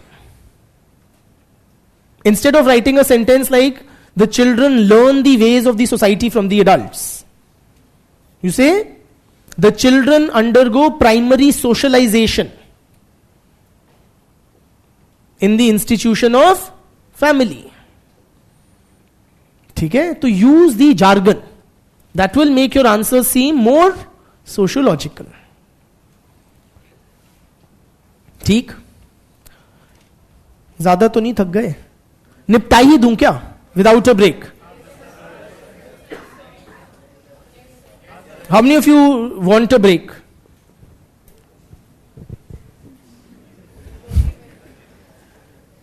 I also do. ठीक है, we take a short break, then we continue.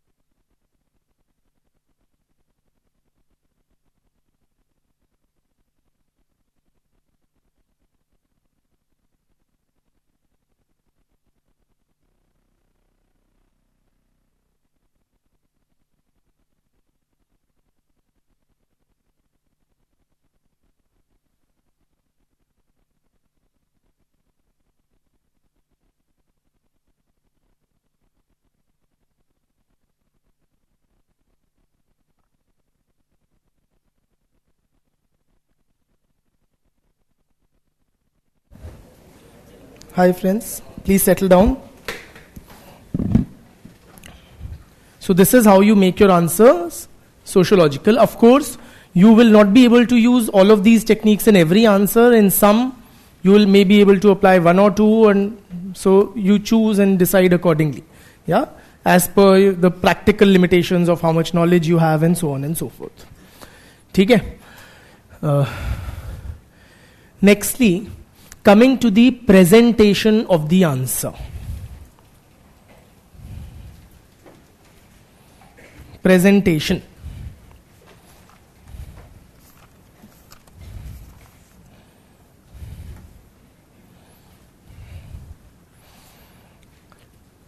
Good presentation, friends, is very important. Almost as important as good content. I'll not say really as important, but almost as important. And what makes for good presentation of content is it should be reader friendly, or it should be examiner friendly. You should, through your answers, facilitate me to award you marks. If you make my life tough, then I don't like you. Simple baat hai.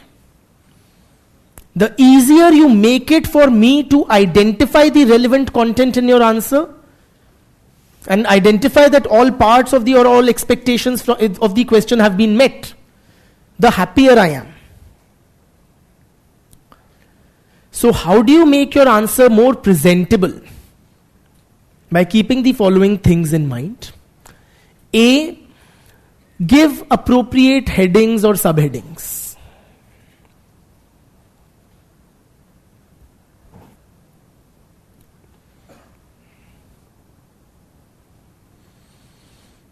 Headings should not be full sentences. There should be few words.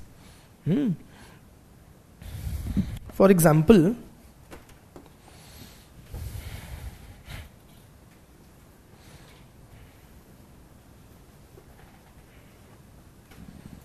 if a question comes ki identify or highlight the, main criticisms and contemporary relevance of Marx's theory of alienation. Hypothetical, I've just made it up. Okay? Then what do? You begin with an introduction explaining what is alienation, mentioning Marx in the introduction, followed by a bit of elaboration of the concept of alienation, and then giving a clear heading, relevance or relevance in contemporary times. Okay? How do you write it?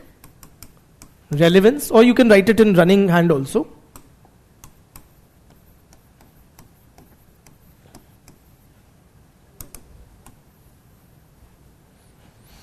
Very clearly, easily identifiable for me, the reader of your answer. Okay, this is where the question asked for relevance and this guy has provided the relevance. Then after having written about the relevance, then दूसरा क्या मांगा था हमने? Criticism. Criticisms.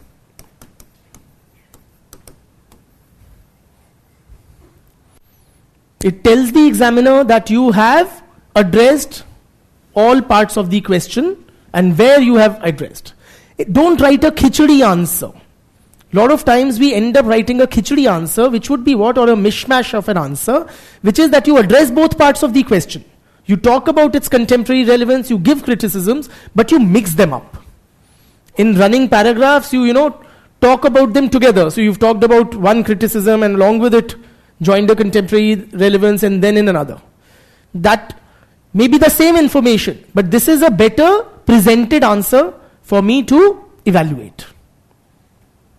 All right? That was a very direct attack. This is nothing harmful, right? Chalo. Jai Shri Ram. Okay? Acha, also, one thing about presentation, do not write the words introduction or conclusion before the opening and the concluding paragraph. Okay? Sometimes students tend to make this mistake. They would write conclusion and then write the conclusion. Don't write this word conclusion. Okay, simply write the last para as a concluding para. Okay? So one thing would be giving appropriate subheadings. Another would be underline. Underline the key terms. How do you underline? Very sparingly. Do not overdo underlining. Some students, they tend to underline like half of the page. Which, if you do that, it loses its meaning. The purpose of underlining is to highlight some dimension or the other. Okay, the key words or the key idea contained therein. But if you end up underlining 1/3 or half of the page, then it loses its meaning. Right? So you use underlining but sparingly, only to highlight the key words or key arguments. Okay? So underline less simply, but do underline. Okay? Thirdly, highlight the relevant scholars' names. And how do you highlight scholars' names? One easy way of doing it is writing in all caps.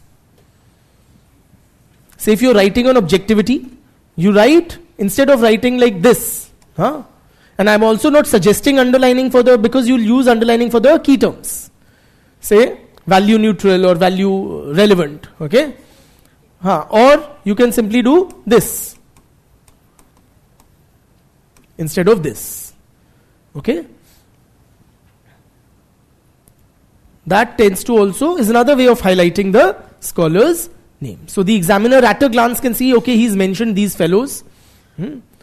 While defining objectivity, you've mentioned Bierstedt, all caps. So it immediately catches the eye. Okay? So you highlight appropriately scholars' names by capitalizing possibly, and other relevant content by underlining but sparingly. Now that eternal dilemma, whether to write in paragraphs form or points form. On that, friends, there is no single clear-cut guideline that I can offer you. That you write all answers in para form or all answers in points form. Okay? In fact, you should have the ability to write answers in both forms. And in your answer sheet where you'll be attempting 19 questions, there will be some or several where you'll be using points form presentation and several where you will be using para form presentation. So दोनों की हमें आदत होनी चाहिए, दोनों तरीके से लिखना आना चाहिए. Which to use where will depend on what the question is demanding and what do we know about it or how much we know about it practically. So, some things are more amenable to be written in points form. For example, if we are writing features of something, characteristics or features, say of the caste system, then you say the caste system has the following features, 1, 2, 3, 4, 5, 6. Are you with me? Or of Weber's model of bureaucracy. According to Weber, bureaucracy has the following features, 1, 2, 3, 4, 5, 6, 7. Are you with me? While other things, sometimes if you have to develop an argument, then it may be preferable to write in para form. Or if you have to tell sort of a story type this thing, then it may be preferable to write in a kind of a paragraph form. Okay? Secondly, it also depends, how much you have content, how much content you have. Typically, when you write the same thing in para form or points form, you tend to write it more succinctly or briefly while writing in points form. Because you don't write complete sentences. You write the main this thing, right? In para form, you tend to take up more words to say the same thing. So,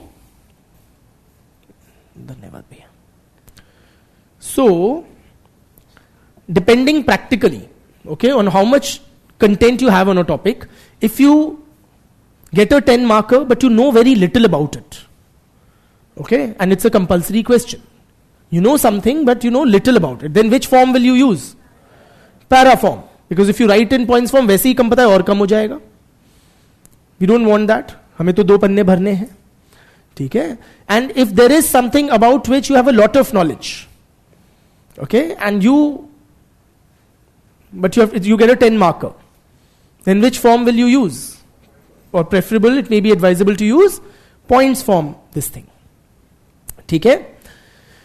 Thirdly, friends, when you write in points form, please don't write, some students make this mistake, only some, but then it needs to be pointed out. Don't write every next sentence as a distinct point. That's a very bad way of writing an answer.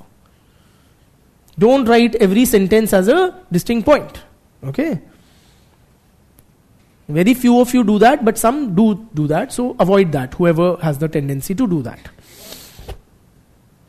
Also, your answer sheet should have a variety of presentation ways. Acha, even when you are writing points form, let me say this, in all answers, the introduction and the conclusion should be in full sentence form or para form.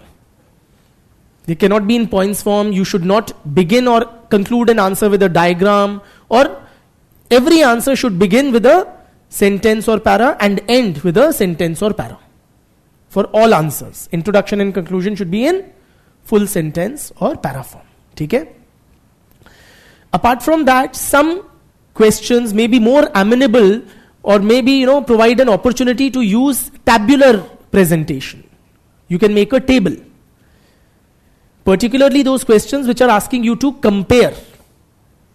So if you have to highlight the differences between A and B, oftentimes you can draw a table. Okay?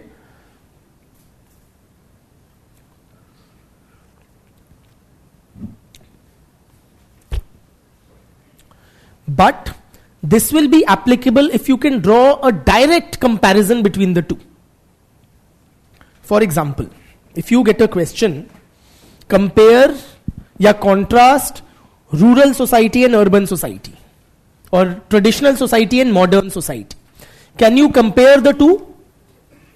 Traditional and modern society. Don't use shorthand like S for society, okay, or TRAD, write full words. Tell me what is any aspect or rural and urban society anyway, village and city. Compare. Technology is far more advanced in modern society and rudimentary or basic in traditional. Or what about the economy? It is agrarian in a traditional society and industrial capitalist in a modern society. Joint family system is joint and nuclear. So point is, all of these you are saying that we can draw a direct comparison between the two. Family, here is joint and here is nuclear. Economy, here is feudal agrarian, here it is industrial. Population, here is small, here is large. Population density, low, high, and so on and so forth. Technology, basic and advanced. Are you with me?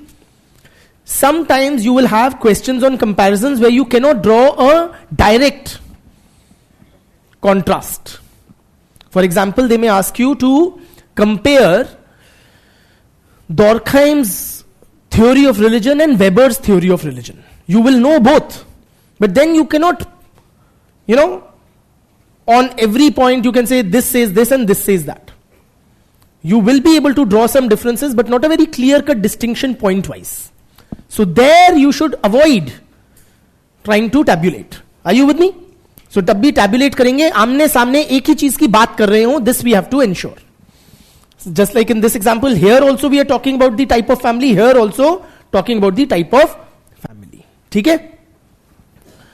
So in some questions we'll use the tabular presentation. In some of your answers, please try to incorporate diagrams.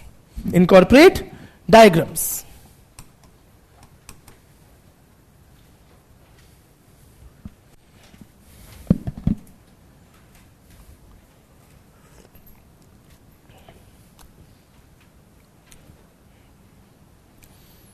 How many? Should every question have diagram? Definitely that is not expected. Definitely that is not expected. If even some of your questions have diagram, that add to the richness of the presentation. It is, easier on the eyes of the examiner. Okay? So, And those diagrams you don't think of in the examination hall. वहां बैठ के नहीं सोचना है. Those diagrams have to be prepared at this time of preparation. ठीक है? Those diagrams could have been picked up from a source like a Nitin Sangwan. Okay, it has many useful diagrams. Or if I share any in the classroom, or if you can come up with. Okay, and there will be many areas where you can come up with. For example, in Sangwan, you may have come across a diagram pertaining to this topic, emergence of sociology, where it said economic and political, something of the sort. You know, if you find that easy to understand in this thing, please remember it and then try to reproduce it, if in a fitting or a question which demands it. Okay? Oftentimes, you can have easy that hub and spoke kind of a diagram when you have to represent the features of anything. Say Weber's bureaucracy. You write here bureaucracy. Okay? No, not this, sorry, sign jaisa ho gaya. But, and then you say its features here. Hierarchy, write the full words, of course I'm just writing. Okay? Abstract rules, avenues of or career progression path, separation of this or that. Or say a diagram of caste system. Simple. Caste system, mention its various features, hierarchy, endogamy, occupational specification, ऐसे ये. ठीक है? Yeah, if there is a question on emergence of sociology, that diagram showing the timeline, which we had discussed. ठीक है? Diagrams should not be too, what do you call, using too many of words. They should not be full sentences in the diagrams. Are you with me? उससे अच्छा तो लिख ही लो, अगर पूरे पूरे sentences लिखने हैं. वहां पे कुछ वर्ड्स के साथ हम अपनी बात को कह पाए.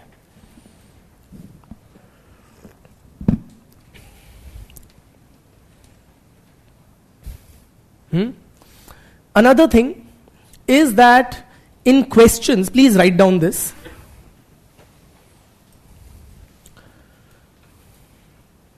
In questions having two parts,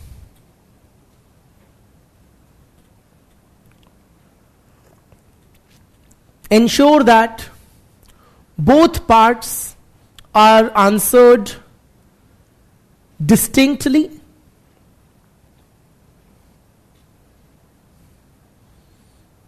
and sufficiently. In questions having two parts, ensure that both parts are answered distinctly and sufficiently. When I say distinctly, again the same thing which I had mentioned, don't write a khichdi answer. For example, and both parts should be dealt with giving adequate space and words to that particular portion. For example, I had given you a practice question. What is society? Question mark. Explain the importance of society for man. Many of you had written one line on what is society and then begun writing importance of society for man. That is an incorrect or inadequate weightage being given to the first part. Now we don't know what is the weightage there, because the question will say 10 marks. It won't say 3 plus 7 or 6 plus 4 or whatever. But we'll have to assume something. Either 50-50 or something, say if the first part or one part appears smaller, okay, this may be like 30-70 or 40-60. But then at least for 40% of the answer you should be talking about the first part, which many of you did not do. Are you able to relate? So ensure that both parts are dealt with distinctly and sufficiently. ठीक?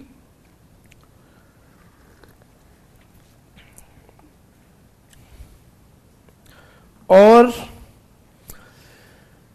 so that would be it from my side, except for one more thing which I'll add towards the end. Any doubts? Let me first take up doubts of the online students and then classroom students. Any doubts? Online students, please type in.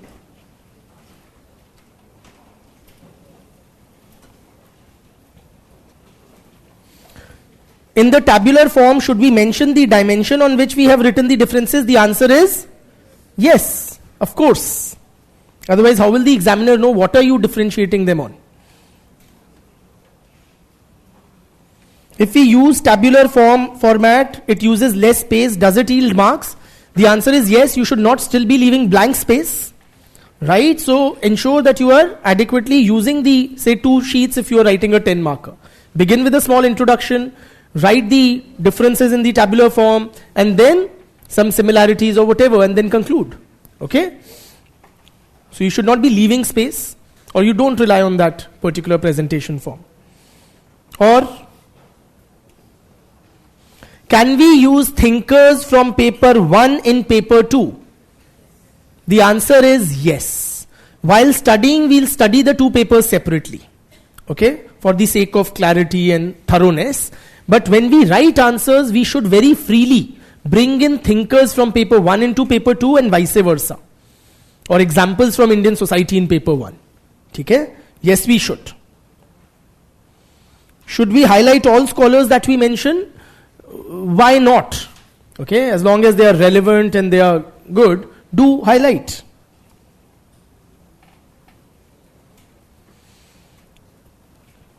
Is there Leela Dubé's seed and earth theory from our syllabus? It is somewhere contained and it is in paper 2. So we'll study it there. Regarding your assignment submission, Vitan, you'll have to connect with the tech support.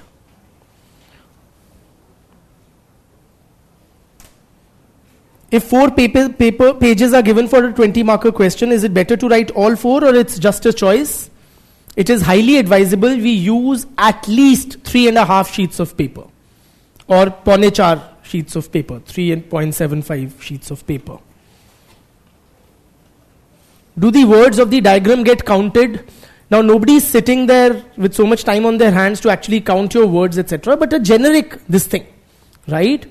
That in a typical page you should be writing about, or in a typical 10 marker you should be writing about 150 words. In a hub and spoke model, after writing key features, do we need to explain them separately also? That would depend on what the question is asking for. If the question is asking you to explain those features, then you will, right? Otherwise you won't. For example, if I'm giving you 2 hypothetical questions. One is critically examine Weber's theory of bureaucracy, okay, or comment on the contemporary relevance of Weber's model of bureaucracy. This question is not asking you for the features or explaining the features of Weber's theory. So you can simply present it in a diagrammatic form. The examiner knows, okay, you know this thing, and then you come down directly to the, particularly if it's a 10 marker, to the contemporary relevance or criticism, whatever it is asking. But if the question itself is you explain the Weberian model of bureaucracy, then your answer must contain a lot of sentence type content or points form में the various features. Okay? One sec. Yes, any doubts, brother? नहीं, irrelevant नहीं होंगे. Irrelevant नहीं होंगे in this context.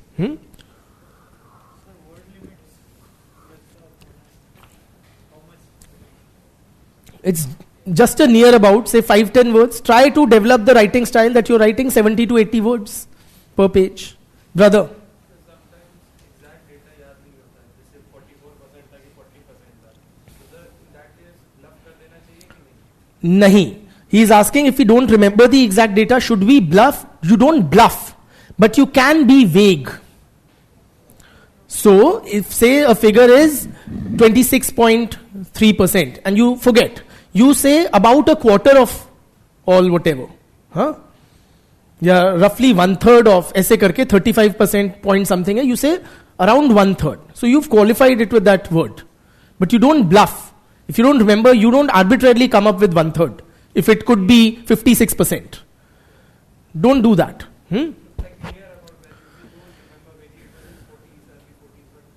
Or, in many things you can say something like more than 90% of the villages have untouchability. If you remember, it's like 92% and 97% or 95%. Better to be vague than be specific and wrong. Better be vague and correct as far as data goes. And if you are completely clueless on the data, don't mention. What else? Yeah.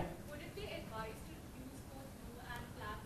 Can we use both blue and black? Your answers should be written in blue ink. You may use black for underlining, or you can simply use a pencil. Okay? Also, you should not be ending up spending too much time in changing pens, etc.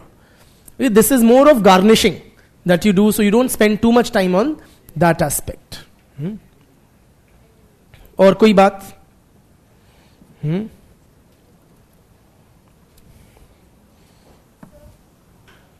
Yes.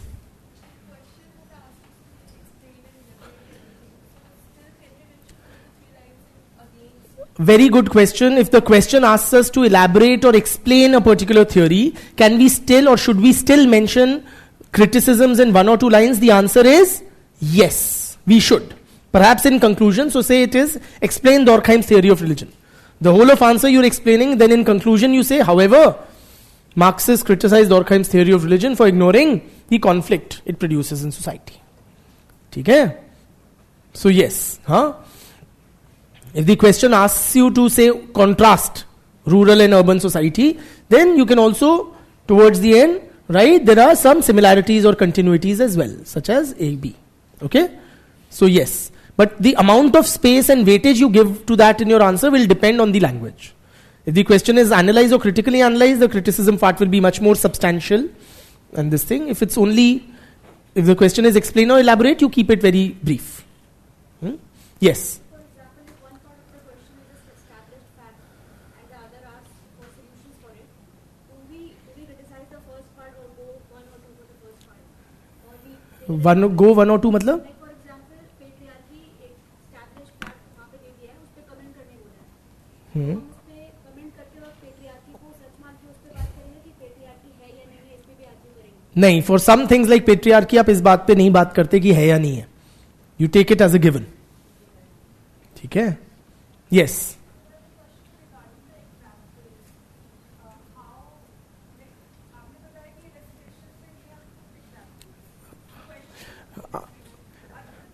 Other than that, okay, so the question is, where all do we use examples?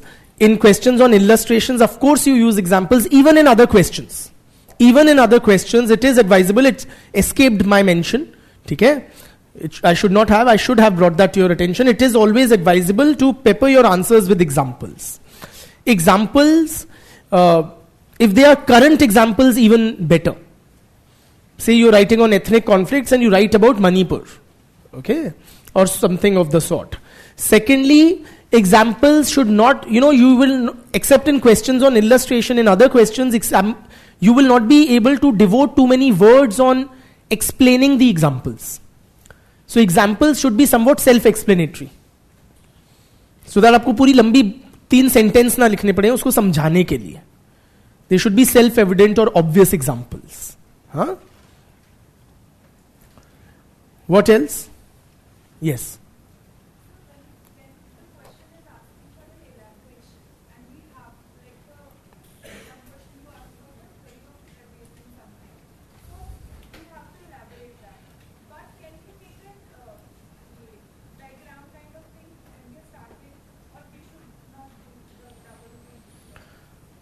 Say if the question is on elaborate Weber's features of bureaucracy, can we do a diagram? You can. But if it should not lead to a omission of content. So, for example, if it's a 10 marker and you think that a diagram does add value. It's very simple, very, at a glance it conveys that the guy knows their stuff. But then it should not be taking away from some essential content, that because you drew a diagram you could not incorporate something which was very basic in the answer. That should not happen. Yes.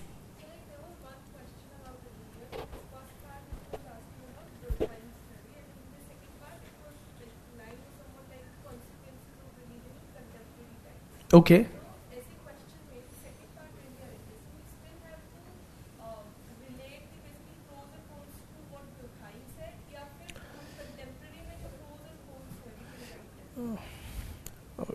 I would be in a much better position to answer that if I have the language of the exact question.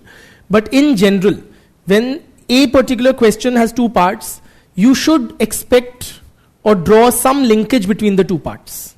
It is unlikely that they are giving you 2 completely separate questions as part of the same question. ठीक है. Yes. Questions where we are asked to take a stance or comment on something. Can we use the philosophers' view? When we are asked to take a stance or etc., can we refer to philosophers or scholars? Yes, we can. But in the conclusion, you own up or take a stance. ठीक है? Say if it says in your view something something, okay? Then in the conclusion you say in your view is sociology objective, okay? Don't do that to me. Is sociology an objective science? Then in the conclusion you own up rather than putting it on Weber. ठीक है? Let me take some online questions as well.